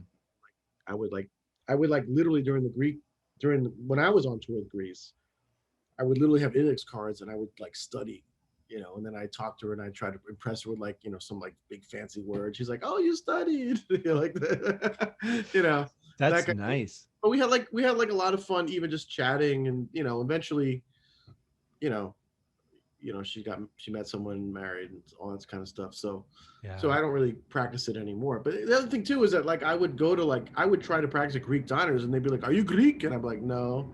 And they would get mad. So I was like, what am I doing learning this language that they don't even want me to learn? Well, it's tough because like with Spanish, you have the ability to flip the dialogue on a movie to Spanish, and you can kind of listen along, make sure that you're, keeping up with it. But with Or anything, Univision. yeah, but with anything else, you kind of lose it because you don't have a reason to keep it going or interact with it unless you have a case like that. Right. I had a friend who spoke 7 languages very fluently. Wow. And fortunately, this was when Skype was just coming out too, but we would speak through MSN chat. So there Oh, was no video component. So I would have like Alta Vista Babelfish up in one window and the chat in another window so that when she switched languages, I would copy and paste the text into that so I could keep up with the conversation because she wouldn't realize that she was switching languages. She's just speaking. that's what you're right. She just, yeah. So the first time we met in person, I thought, should I bring a laptop and pretend that I'm not looking at the laptop? Or like, how does this work? Because I'm going to have to type it in. But yeah, it was a little bit awkward the first meeting because of that. I would have to then correct her and go, okay, well, I'm sorry, I didn't understand that. And, we got used to it after a while. But yeah, it's the language barrier is definitely an interesting thing. Well, the girl that I'm dating now, I mean, she's from Colombia. So, Oh, wow. you know, she'll sometimes just speak in Spanish and not realize she's doing it because that's just how she thinks. Exactly. You know, it's totally cool. I mean, I wish I spoke better, and I wish I could, you know, understand. But you know, so sometimes she'll like help me and like be like, "No, Gregorio, what we need to," you know, like, you know, you know, she's like, you know, I'll be like, blah blah blah, and she's like, correct, you know, like it's like, you know, there's like things like directions or something, and Sure. you know, Well, you'll just naturally pick up some things over time due to the repetition. Because I dated a girl that spoke a lot of Spanish. She spoke English very well, but she spoke a lot of Spanish too. yeah, Julia And does too, yeah. yeah, you just learn to pick up, little things here and there and what they mean. And then sometimes you're wrong, and then it becomes really awkward and uncomfortable. Sure. No, and that's totally fine. And then there's other times where she's trying to find the right words and she knows it in Spanish but not English, and Right. Yeah. you Yeah. know That's always fun. it's always fun when you get the you like do the you try to do it with the hands. You're like, no, that's not what I'm saying. Oh, whoops, sorry. You know. I do the uh, uh, Yeah, a lot. Yeah. exactly. Yeah, exactly. Yeah. But I That's do that with all things, whether there's a language issue or not. I mean, me too. Me too. Actually, what's funny is my friends joke with me. They said the girl in Greece probably liked you because you couldn't speak Greek. Oh, yeah, right. You couldn't say anything really stupid. Like, Well, or maybe she wouldn't have known if you did. exactly. Yeah. Exactly. That's what I mean. If you said something really dumb, it wouldn't be understood. So it's like, yeah, whatever. Right. Yeah. I get a lot of that too, just meeting people around the world. The difference in the language barriers really does have an impact on the conversation. And, Sure. there are things that you can't just cheat and look up. There are things that you have to understand, that the way that they understand English is just different. And you kind of have to, go with their, okay, I think this is what they're trying to say, because Sure. you're never going to get the right translation. And that's fine. And Yeah. that's, I mean, for me, it's always interesting when someone actually speaks another language and they feel ashamed that they don't speak English as well as they should. And I'm always like, you speak another language perfectly, so Hmm. you're ahead of the game. Yeah, I think people, just because English is such a predominant language across the world, so many Sure. countries speak it, that there's this kind of perception that you should be good at it. And I mean, to me, like, if you can speak at all, if I can understand anything you're saying, I'm usually happy. Yeah. But That's but why it's a tricky language. I mean, the whole like Gallagher thing, like, I remember like dumb, like well, we were talking before the show, and I'll play the clip in a second, but we were talking about how universal music really is, especially when it comes to language. That, I can write a song, and while I'm writing that song, I could think about swimming in the ocean, and going underwater and seeing the coral and the colorful fish and all that. But when you listen to it, you might be thinking about skydiving, or the view of the world outside of the window of your plane that you're flying on. We have that ability to just really create whatever we get as we listen to something, especially for the first time. When you're writing, do you think about, I mean, obviously you have an idea of what you're writing about, but are you a visual writer? Like, are you trying to convey something that you have a visual for? um no, not Mhm. really. I mean, sometimes there's an emotional thing that I'm trying to get to. Mhm. Um, like I said, like, like some kind of emotional feeling. But a lot of times, honestly, more of my writing has probably been because of mistakes I've made while I'm trying to play something else. Oh, I And I go, love that. that sounds cool. I need to keep that, and Mhm. that's the, that's the way certain things have done. Or I'll try to think, or a lot of times for me, it comes from the bass. Mhm.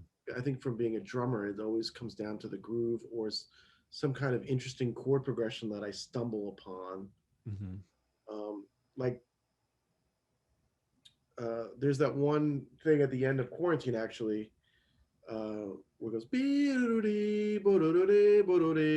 you know, and the bass line's like F sharp to like D, but it's actually like, I don't remember. I think the chord's like G flat, and then it goes to like B flat major, but the D's in the bass.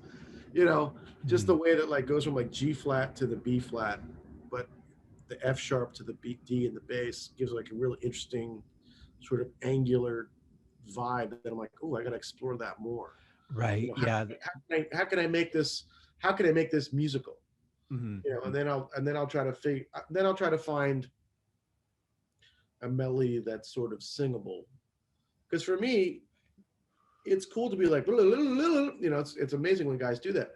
But the Mhm. parts that always stuck with me is when a guy's soloing, is like when a guy plays like skibba skibba skibba. It's like that's Mhm. the part you can sing.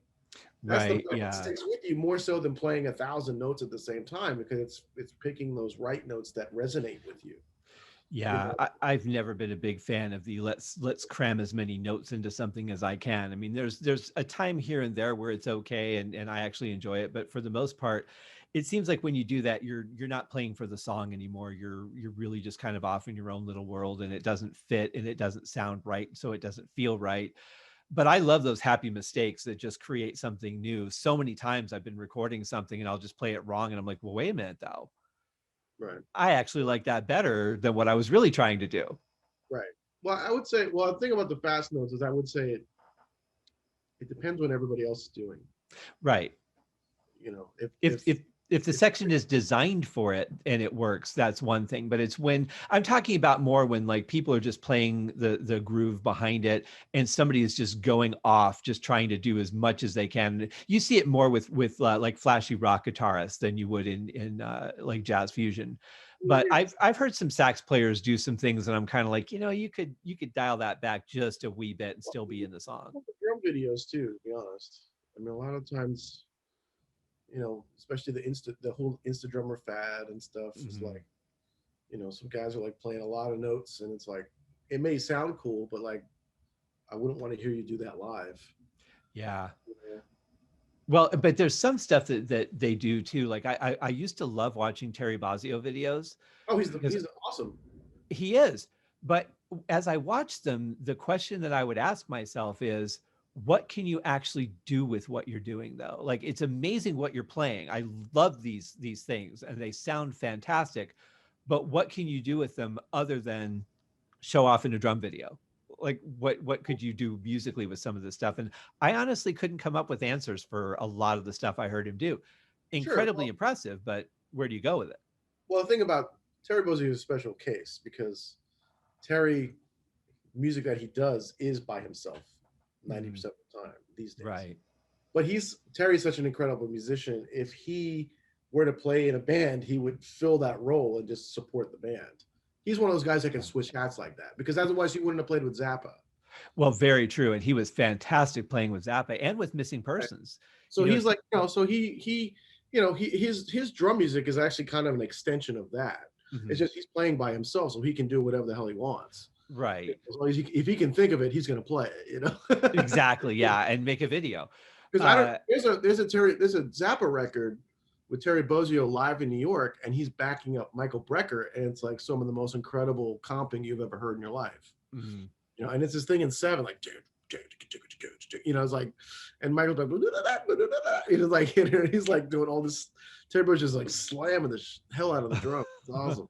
Well, my favorite song that I've ever heard him play on actually was Mental Hopscotch by Missing Persons, because he just throws in these little things that no one else would ever do, but they work so well with that music. Well, that's the whole thing, right?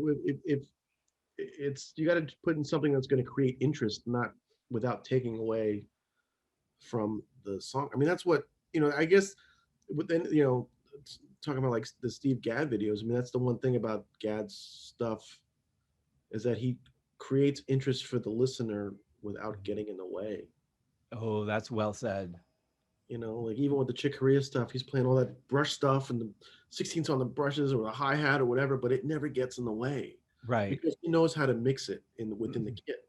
Yeah. He knows how to, his ear, it works as well with the band as opposed to like being like, so supportive and not intrusive. Yeah, exactly. And Terry's sort of the same way. I mean, the guys that are really great, and that's what they do. That's part of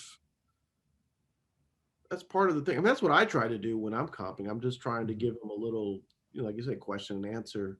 Right. But sort of like, I'm not playing. I wouldn't say that I'm playing with lots of chops, except for maybe a couple spots here and there. Mm-hmm.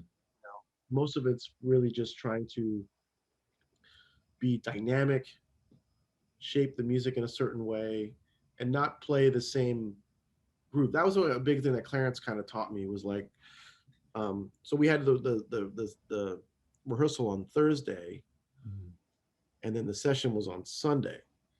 And Thursday, as we were packing up, Clarence like kind of sat me down and like, had like a little bit of like a heart to heart with me about like, you sound really good, but I want your playing to not sound as stagnant. And I was like, all right, so somebody says that to you, right? 2 days before you were, and I've been playing with my Logic files forever, right? Sure, yeah. So I'm like, oh God, what does that mean? And basically, like, he was like, he called me up the next day to kind of check up on me, because he knew that was like dropping a bomb, Right, yeah. He could tell that I was just like, oh God, what does that mean? And in some ways, he called me up the next day and was just like, listen, I just mean, these guys, you're playing with these guys, their time is so good that you don't have to do that. You don't have to Right. start with playing time right away. Hmm. You know, you can start shaping. Start with you know, just think of colors. Think of color. Think of you know, swellings. Think dynamically. Think, you know, it doesn't even have to be the whole groove all the time. You know, it just think of like building and shaping and those kinds of things. And he was like, listen to like Paul Motion, you know. And so like a couple things that I listened to. I listened to this Paul Motion record with Jerry Allen. It was actually a Jerry Allen record and Paul Motion. Paul Motion's a drummer. He used to play with Bill Evans, the piano player. Okay. That's sort of like what people know him as because he was in the Bill Evans trio. Hmm. But he's, you know, he's one of like the legends in jazz drumming. He plays a lot of free jazz and stuff. Um, and but when he plays time, it's just a lot of colors and cymbal swells, and it doesn't have to. It just, but he finds a way to do it where it breathes, you know. Yeah.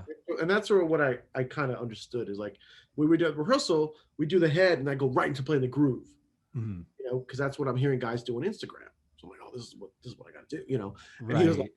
we don't need that. That's already been Mhm. done, you know. So a lot of it was just like we finished the head. We finished the head. When by head I mean the melody, Right. Yeah. and then we kind of like, okay, so where are we going to start from here? And the song that I would think that the best has the best interaction would be Misinformation after right after the solos start. Just the way that we all build together. I Mhm. think that's like, for me, that's incredible. That's Well, my favorite. and what's impressive too is that, as you mentioned before, you really didn't have the line of sight for everybody to be able to kind of just look at each other and get that feel for each other.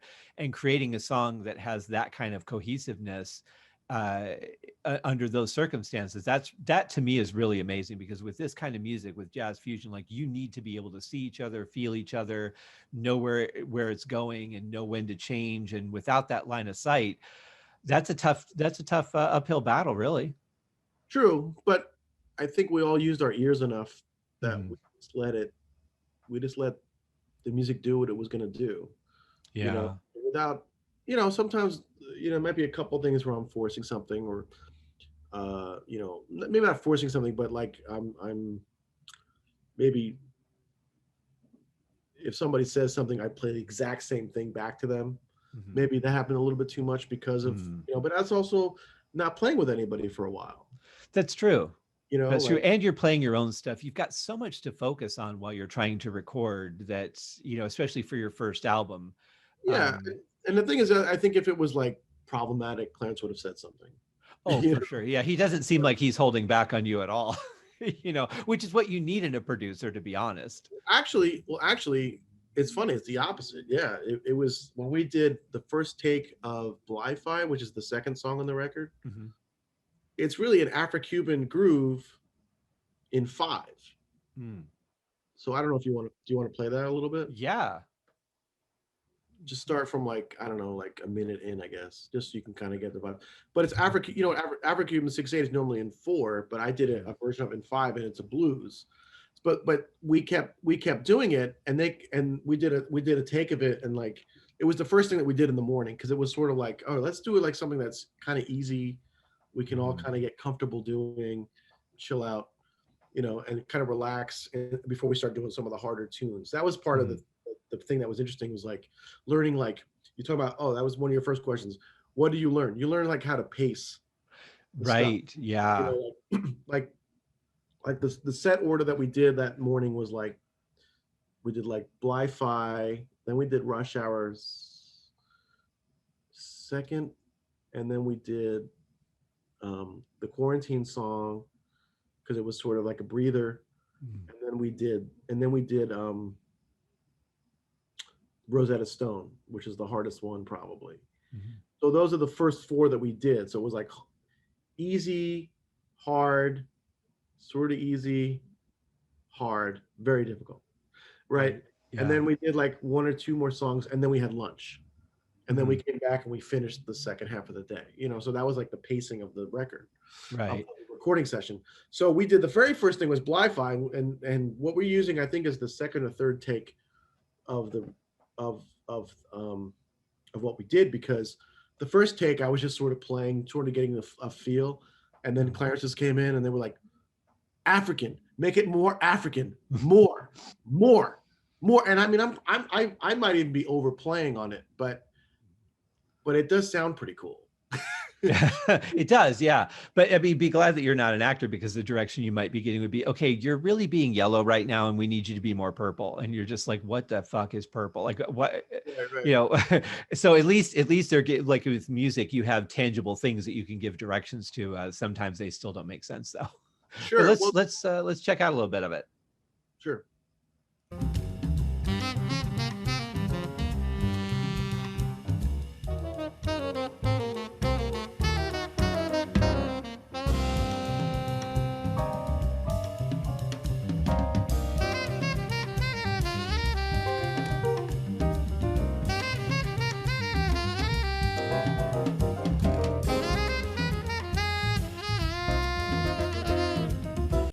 I just love how much of that feels off of the tempo, you know, the additional things that you're throwing in there that aren't right on the beat where you would expect them to be. The fact that the bass is just playing that beautiful melody, you know, as it goes on. It's just such a great song. Thanks. Yeah, that was that's sort of like a vamp. It's sort of, actually, I wrote this one for like the great pianist McCoy Tyner. He passed away like in March. Oh, You know, I don't have a blues. I need to write a blues. And you know, McCoy Tyner used to play in John Coltrane's quartet, Elvin Jones and Jimmy Garrison. yeah. And Those are like, some players right there. oh man. Well, he, you know, his whole thing was like the quadrantal harmonies and stuff. And, you know, I remember hearing like, you know, like, you know, all those train things where like the bass does like this, like, does like a motif, and then everyone kind of plays off of it. Like, that tune, Mr. Day, boom, dun, dun, dun, dun, dun, dun, dun, you know, and then like, and everything just kind of builds off from that. So I was thinking like, well, if we did something like a 5/4 groove, you know, why not go go go go go go go go go go go, you know. And then Yasushi took it upon himself to actually go do do do do do do do do, you know, like he just like, and it just actually locked it in even better than what I had. Yeah. But see, that's what I really like about this album too, is that you wrote it, but you left it room to breathe. You didn't say, okay, here's your charts, here's what you're playing, stick to it and we'll be fine, kid. You really left room for it to be alive, and that really comes out into the music. I think that's one of the reasons I enjoy the album so much, is because it feels like a bunch of guys that just sat down and came up with this together. Yeah, well, it's funny. One of the things that Clarence said to me when we had our initial meeting about doing the record, about writing, composing, he said, the one thing that you want to kind of do is you want to write stuff that's challenging yet fun.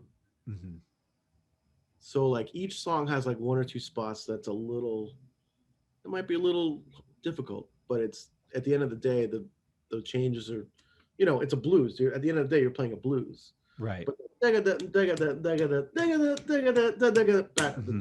you know, that's not, that was, you had to, you know, play that a few times to get it together. Yeah. You know, especially with Luis having to go in thirds, with the octatonic scale.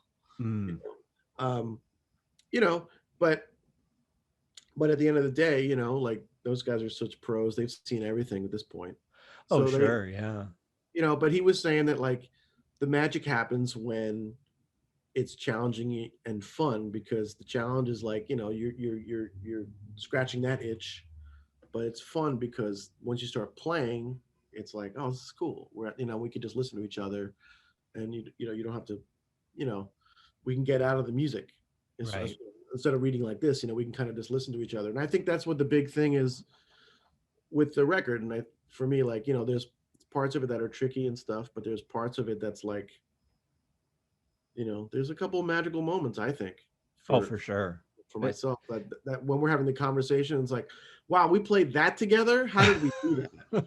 You know, and that's like when we're just improvising, you know, like, so it's like, it makes me wonder, like, man, if we like ever did like a tour, how amazing would it be? You know, by the end of, I mean, this is like one rehearsal and one in the studio. I mean, granted, we're all wearing headphones, so we hear each other, like as clear as day, but it makes you wonder, like, um, what are the possibilities could be, if we were able to actually get it together and do something. Is there a hope for that you'll do some shows before you might go on tour with something? That's a hope. Yeah. Yeah. I mean, when you're talking guys at this level, though, scheduling becomes a That real would be, challenge. And well, especially now that things are going to open up. I mean, you know, uh, I'm sure Luis will definitely start touring more. Donnie will definitely tour more. Mhm. And Yasushi plays with everybody, the bass player. So he plays with everybody. So it'd be tough to get those guys. But if I can get, like, one thing that's really been really cool is a couple of musicians that I gave the CD to, or that bought the CD. Mhm. They listen to it and they're like, I would like to play this music. And that's sort of a big feather in the cap for me as a writer. Like, you write something that other guys would be interested in playing with, not just listening to. Mhm. Right. Like, what's a bigger compliment than, hey, I like your music, I want to learn it. Yeah. Yeah. Because that's an investment. That's not just something that, especially with this kind of music, if you want to go and I hate to sound like I'm putting rock music down because I'm really not, but it's so much more simple than what we're talking about with jazz fusion. If you wanted to go out and learn a bunch of rock coverage, you could do, 5 or 6 songs a day and really get them down pretty well, have your solo sections and be ready to go in a couple of weeks to rehearsals. Whereas this kind of music, to take things that were created spontaneously and say, I want to capture that feeling Mhm. and be able to reproduce, that's going to be the challenge. It's not learning the parts, it's going to be capturing that feeling. Sure. Well, I mean, that all has comes down to experience. I mean, that was what Mhm. was nice about. I mean, this record, I'm basically playing with an all-star band. Sure. If you don't, I mean, if you wouldn't know that, because if you're not like an avid jazz person, you wouldn't know that. Oh, like, I mean, Donnie McCaslin, he's the guy that's playing on David Bowie's Black Star record. Like, Mhm. and Luis plays with this amazing saxophone player named Miguel Zanon, and they tour the world playing together. And Miguel writes some really hard music, Mhm. you know. But Luis is also such a warm, giving guy, and him and I went to school together. So, like, what's great about having him on the record was that, like, I was like getting, he could tell that I was nervous, this being my first record and everything, Mhm. when we were doing rehearsals, right? And we were doing one of the fugues, and Luis is like, Greg, did you write this? And I was like, yeah. And he goes, and then he laughs. And he was like, I'm just kidding, man. It's gonna be this is your first record. This is woo. He was like, but the fact that he like did that, and it actually loosened me up, and then I could just, I kind of got out of my head a little bit. It was Yeah. nice to have that, like, Right. we took like a band picture at the studio, and like as we're taking the band picture, Luis gets behind me and he pushes me like a little brother. And like, I'm like, oh, and it was startled me, but I just started laughing because I'm like, it's so ridiculous. And he's like, man, what is it about you? You're making me act like, where I'm still in college, man. I don't know. Well, because you're definitely somebody who embraces like your inner child. You don't take yourself so seriously as an adult that Sure. you're starchy or whatever. I mean, you're just like a really easygoing guy. And I think we're so used to people being so pretentious, especially in these days with all the political stuff that goes on. And it's so easy to just be like, I'm afraid to say anything and just sit there like this. And you're just like, I don't care. I'm going to be me. Who else would I be? Exactly. Well, let me ask, now I know I promised that I was going to play some Rosetta Stone about 6 hours ago, but before I do, let me just ask you, because you mentioned the fugues and being concerned about the reception of them. How did the guys in the band look? Did they make any comments about, well, I don't know about a fugue, or how did they feel about it? They didn't say anything. The only thing that they said anything about was about the ballad, and they were like, wow, beautiful song. Hmm. Which is uh, Elysia, which is short for Elysian Fields. Hmm. It was written for my grandmother that she passed Oh. away. She passed away just before we did the record, so Ah. I sort of dedicated the song to her. Mhm. And then Elysia is like sort of like, that's like the Greek version of what they think heaven is. Hmm. Um, Oh, that's right. Yeah. Yeah. so like I wrote that, and they were like, "Wow, that was a really beautiful tune, man." That was the Mhm. only one that they were like, "I really dug that," you know. Yeah.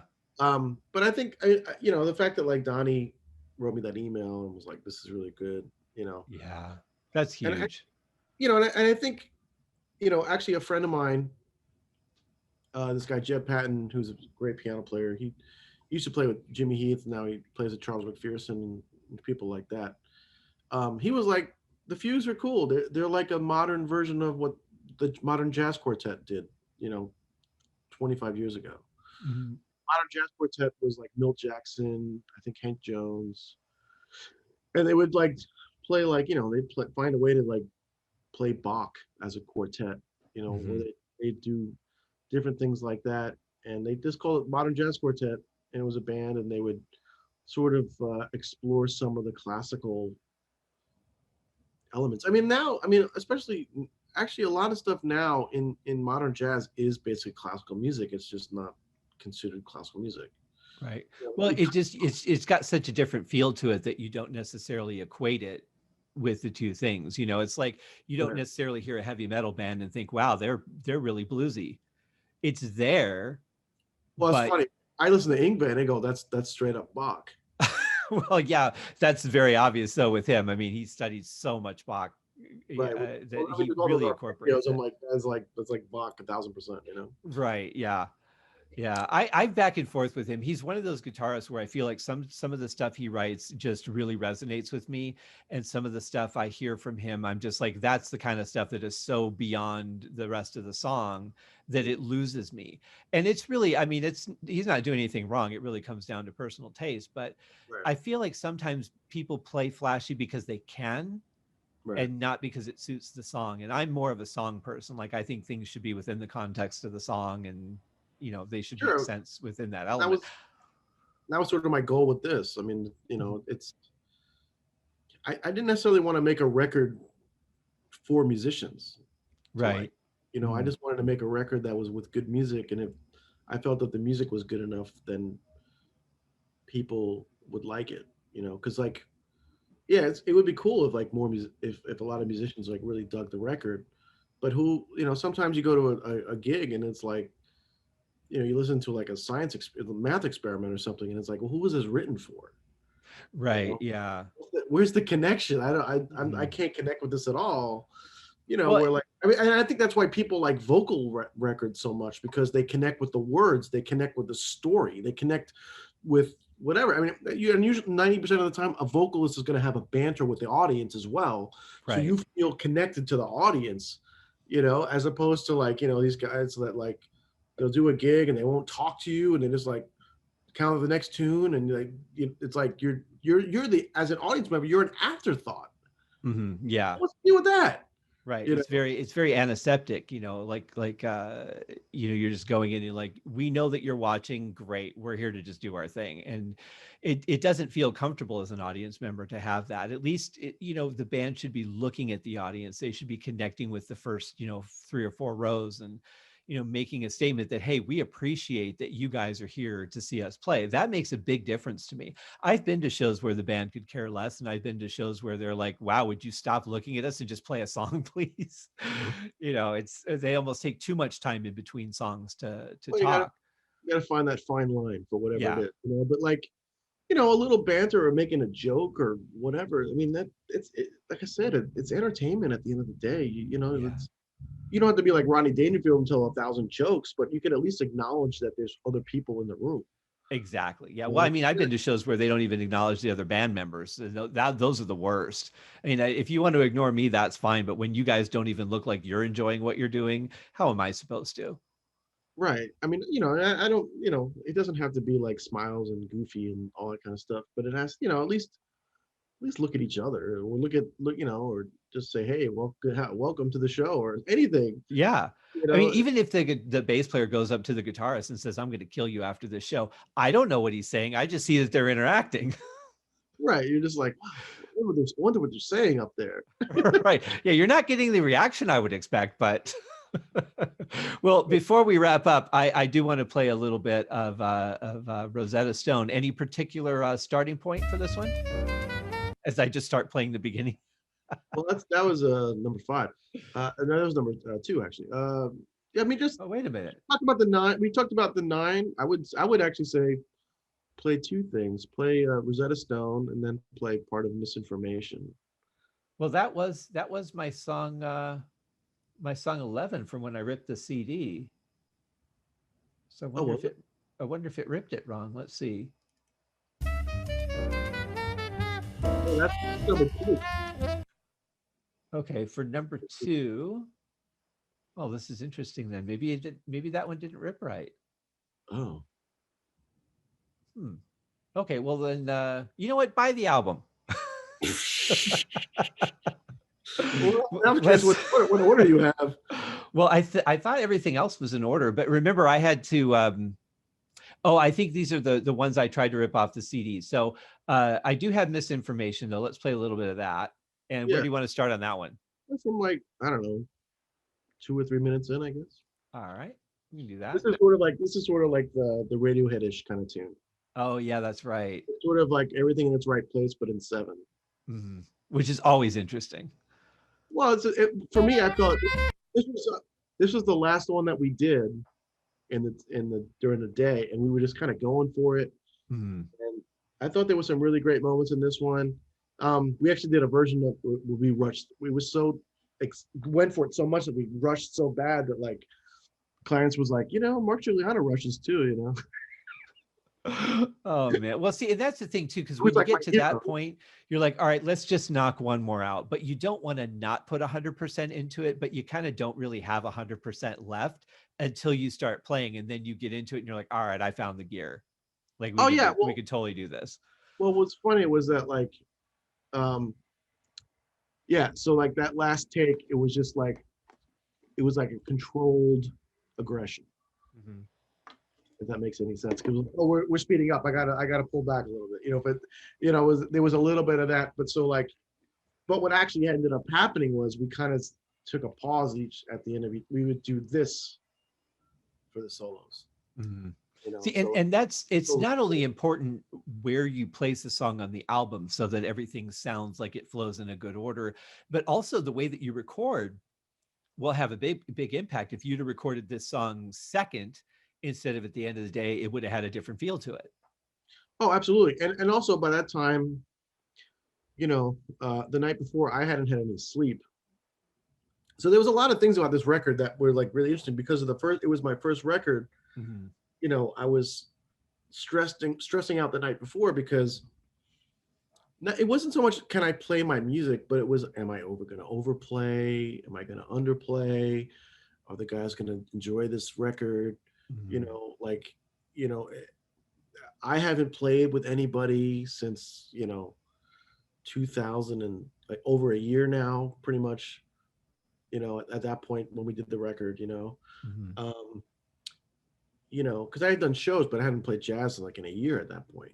Sure, yeah. So it was like all those like thoughts were, and then we get to the, we come in the studio and they're like, you got to hit the drums harder. So that was like the adjustment. I was like, I'm hitting the drums harder than I normally do. So that made me Oh. even more tired. Mhm. And then, this is like the last tune of the day. So I'm just like going for it, but I'm like on fumes. Cause I had like, it was like one of those things where like, the night before was Halloween, so it was also daylight savings time. So I went to bed at like, I'm gonna go to bed at 11. It's gonna be great. I got up like at like 1 o'clock to go to the bathroom, and then I look at the clock and it's like it's only okay. So it's a 1, but then I'm like, oh my god, it's only 12.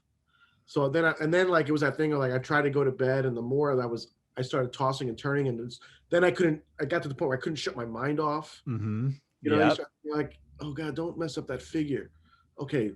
Oh, and I just couldn't shut it off. And then next thing you know, it's like daylight. And you're like, oh God, I gotta go to the rehearsal. I gotta go to the gig. So like because of that, I sort of, if there were like little time glitches here and there, I was like, I gave myself a break. It's like we went for it. It's like Yeah. a song in the the 70s records. The time wasn't always perfect, but what's more important to me is like, how does it make you feel emotionally? How does it make you Mhm. feel, do you connect with what we're doing? And I think for a lot of people, it does.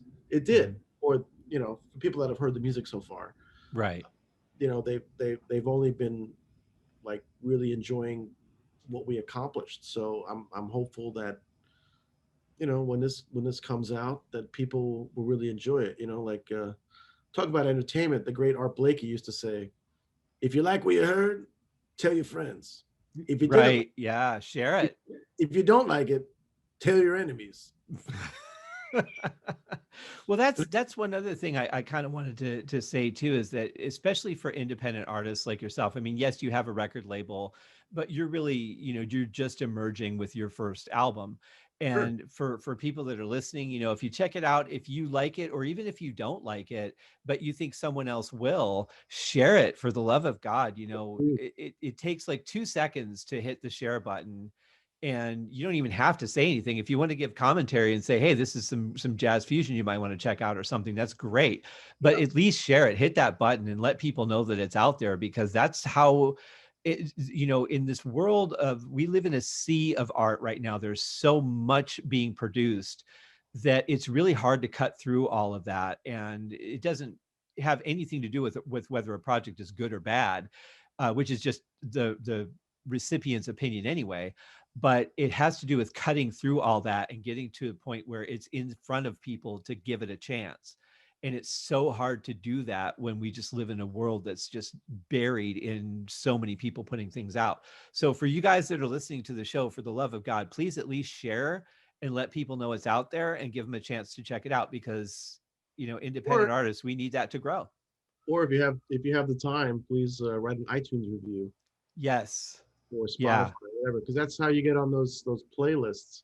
Especially as I'm Yeah. not a, I'm not like a name in the jazz world, but if enough people like say, "Hey, this is really cool," then maybe I got a shot at getting on some of those playlists, and then more people can hear it, and then maybe that can lead to some other doors opening up. That would mean the world to me. I know that might be a big ask for some, but if you have the 5 seconds to do it, then or a minute to do it, however long it takes to write, "Hey, this was cool. I enjoyed this," or whatever. That would mean the world to me, and it would only help exposure, and have iTunes look and say, "Oh, people are actually listening to this record," Hmm. opposed to just like you know because who knows, like with the bots world that we live in now, who's what the actual traffic of like iTunes is happening, and Right. web website stuff, and just take this, if you can take the seconds to you know follow the Spotify account, or take the iTunes and check it out and put a review. That would be, man, that would be the best ever. I'd appreciate that. Yeah. And Yeah, let me know very if you much. did it so I can thank you. I mean, Right. I definitely want to thank people that are, helping me out, and and if I can do anything for you, then when you're put out your music, I'll try to do the same for you. You just got to let me know. Yeah. But if We you can. do it anonymously, then I'll never know. So Right. And we can all do it together. And if you don't feel like writing a review, at least give it a rating. Like, with Apple Music and iTunes, it's really easy. You just click on the number of stars, and that adds to the rating tally. It isn't too hard to put in just a few words to say, hey, I really like this, or, this is some jazz fusion to check out, or something to let people know it's worth it, because it really is hard to cut through the noise. So, take 5 seconds to do it. I can tell you personally, I love the album. And I'm really glad that you shared it with me. I'm really glad that you put it out, especially in the middle of all the craziness, to be able to release an album with some of your favorite people. I mean, that's just the best. yeah, But let's play a little bit of this here, Misinformation, and yeah. s- and see if I have the song right.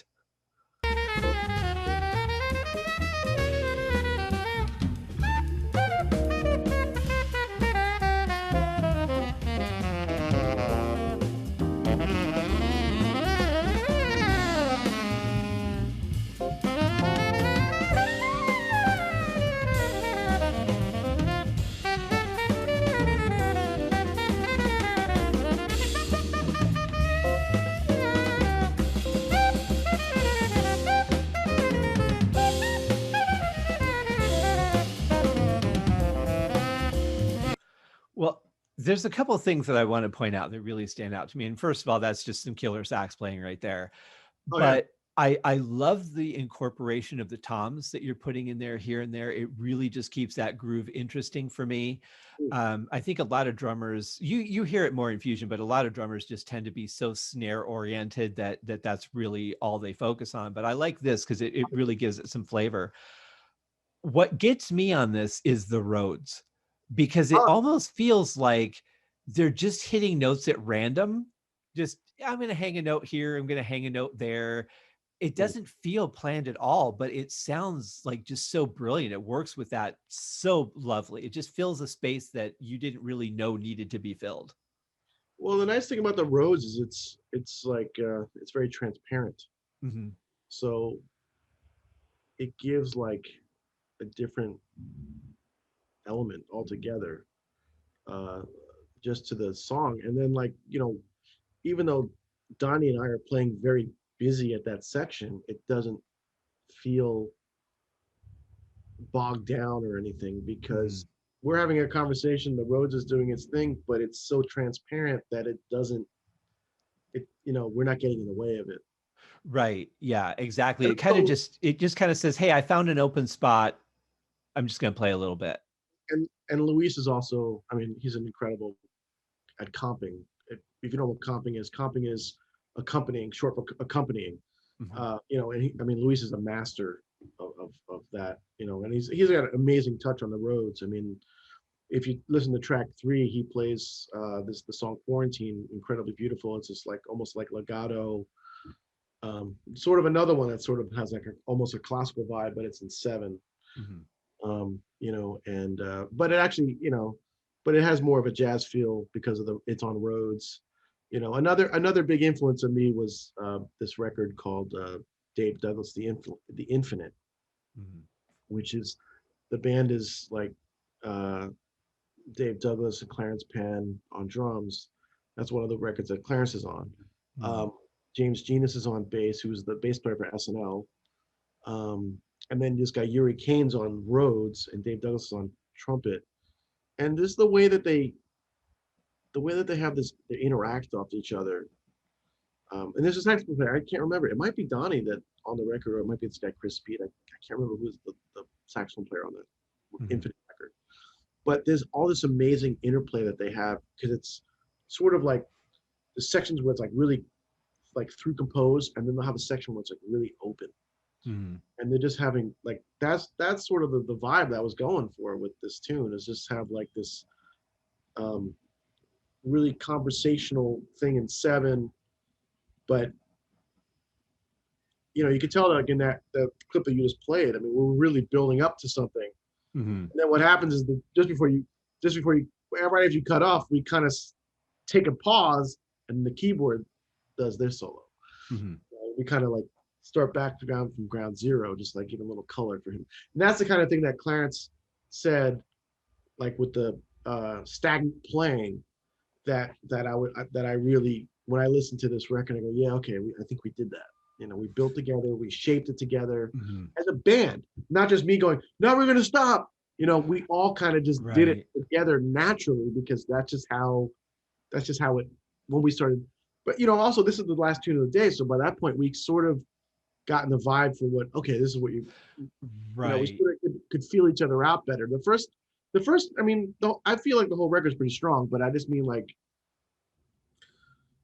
some of the stuff that we did later in the day, that's where like more of the magical moments happen. And it makes me wonder, like, man, if we had like 2 days in the studio, what would it have been like, Sure. Yeah. Yeah. Or if you would have said, hey, you know what, let's just do one more take of this one really quick, and gone back and it's almost like when you write your second album and you go, I learned so much in the first one. If I would have known this and I could go back and re-record the first one, I would do this. But that's what's so important about the order of things that you do in the studio. And you guys were right. We're going to start with a good warmer. We're going to go to something a little harder. Then we're going to dial it back. Then we're going to go to something harder, instead of just saying, all right, we're going to leave all the hard songs for the end of the day, so that you guys are just going to be completely spent by the time we do the last take. Exactly. Absolutely. Yeah. Absolutely exhausted by that time. No, you get it out of the way, because then your brain, you can kind of like relax, and your brain kind of like, okay, we did that, like with Rush Hour probably was the one we spent the most time on, because there was all those overdubs. Donnie did overdubs of playing the melody octave higher and an octave lower. Mhm. You know, we had the whole like ba da da ba da da da da, and actually after all the guys left, we actually tried a different way of doing the end of Oh. the song. We were gonna do like maybe like a call and response vocal thing where it'd be like ba da da ba da da da da da da da da da da da, and then like, you know, but it was hard. It just didn't work with the because the chords changed a little bit. It was Mhm. cool, but we just decided, you know what, just keep it simple. Yeah, and sometimes that's the best. Like you have to know when to dial it back as much as you have to know when to push it forward. And I really think that I can honestly say on every song on here, I feel like you found that balance. It doesn't Oh, feel thank at any point where, at least for my taste as a listener, it doesn't feel like there was any point where I felt like, you know what, you've kind of lost me in the song here. You know, and that's rare for me because I have a very short attention span. you know, and I'm so I have to say I probably am somewhat jaded musically, but there isn't any part in the album where I felt like, yeah, dude, you lost your edge right here. You know, it's a very cohesive album, and I think that's part of why I enjoy it so much is because there's okay. I'll give you my movie theater analogy.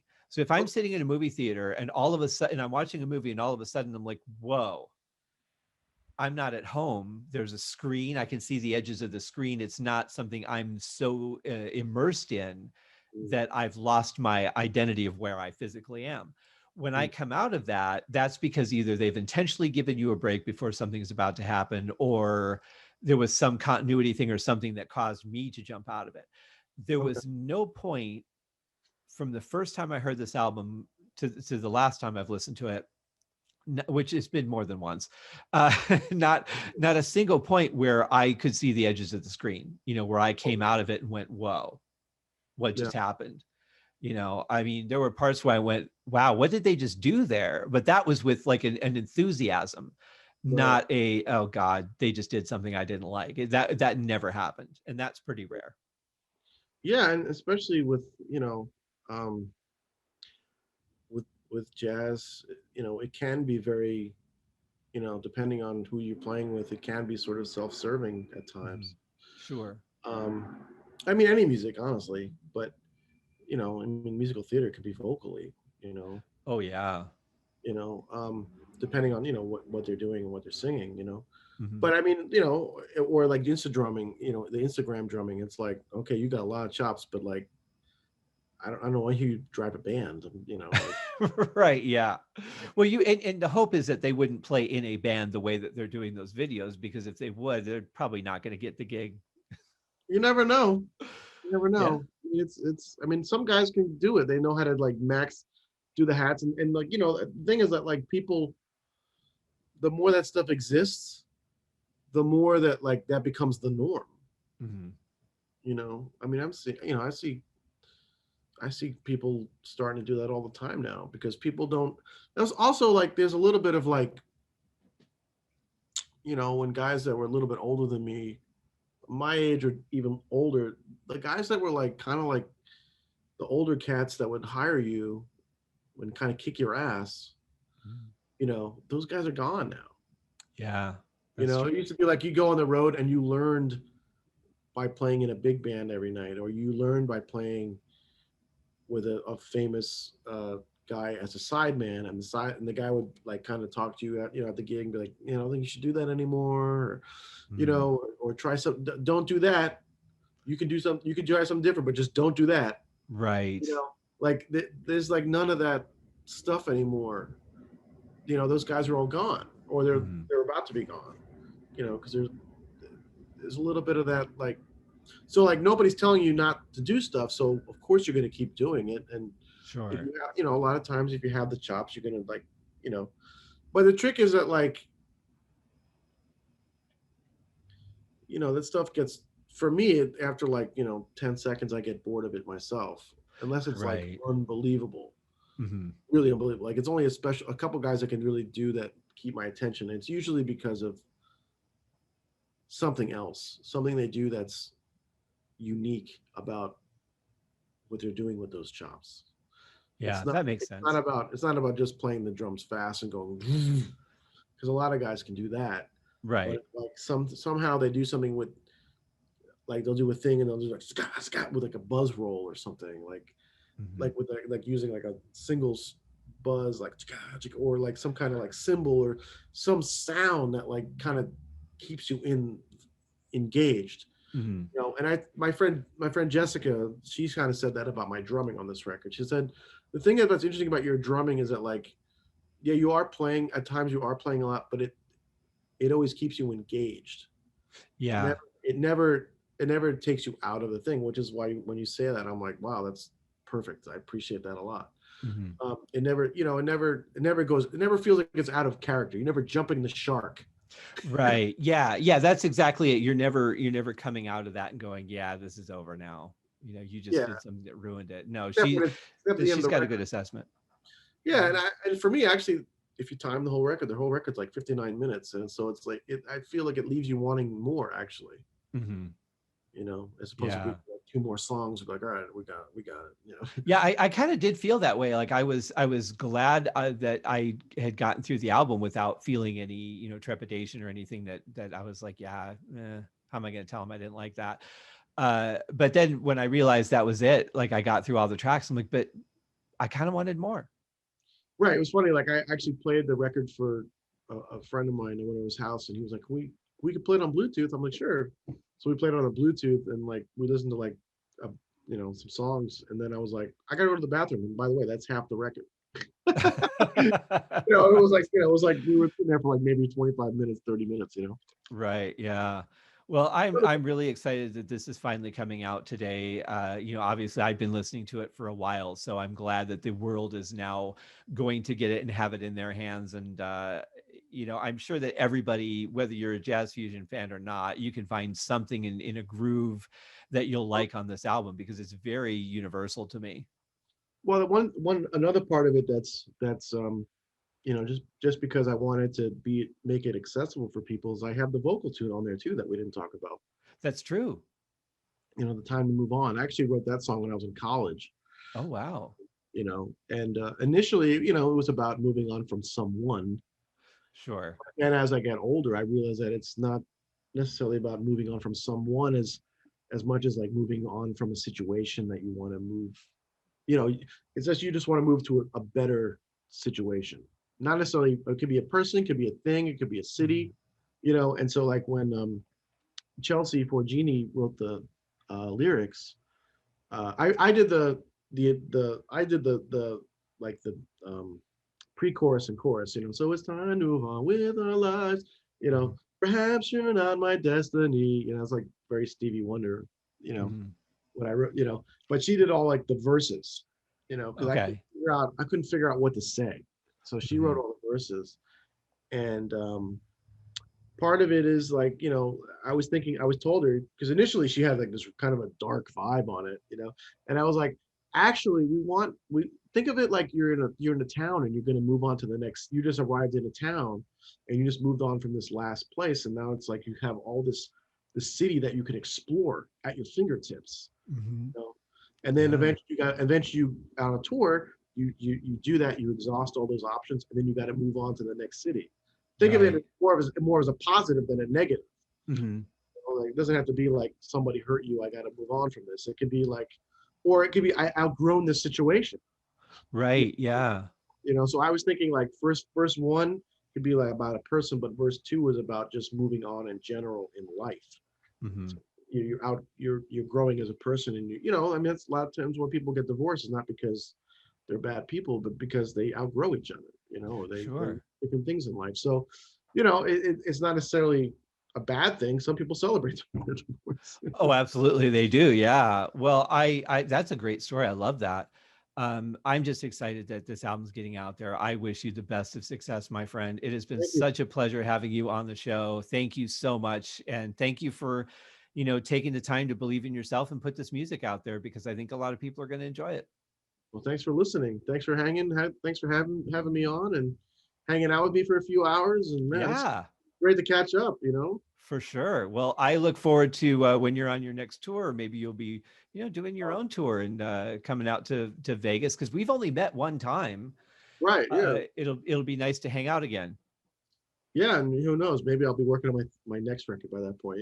Tell your That friends, tell your enemies. All that stuff. that'd be awesome. All right, good luck, my friend. All right, man. Take care. You too. Bye. Well, well, I hope that you had a good time. I certainly did. Yeah. How long did we talk for? Like 3 hours? The actual recording was 2 hours and 20 minutes. Wow, that's a long, pretty good. So No I editing. think what I have to do, because I think the max on a file out of Sonar is like 2 hours for a wave. So I think what I'm going to do is I'm going to just break it up into a couple of different episodes, and I'll probably do this for YouTube also. But I'll release them at the same time. I'll just have it broken up into chunks.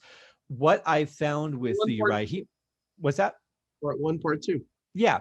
What I found with doing the Uriah Heep podcast, because most of the shows are like 20 to 25 minutes and people listen to it on their morning commute, while they're out walking the dog, that kind of thing.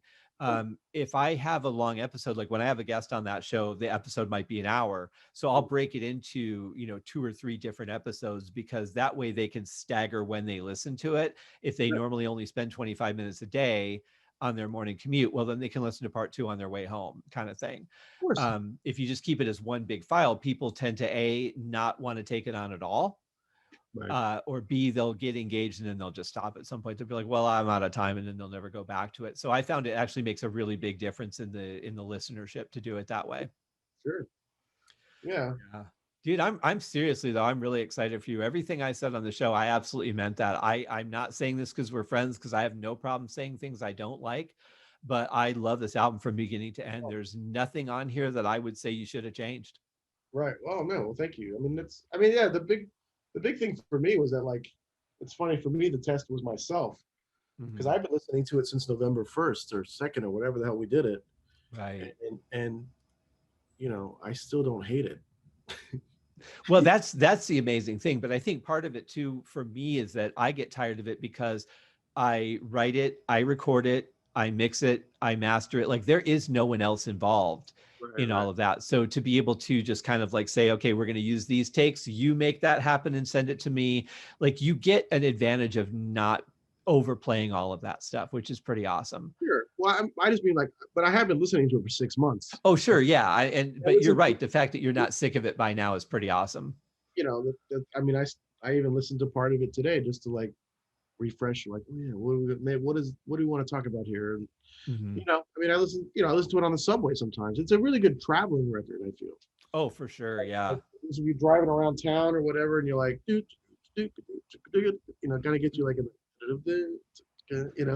Yeah, exactly. I mean, I was just thinking about like my hand on the like where my window thing is, where you can raise or lower the windows, just that button, just going like just tapping on it, tapping along to the groove.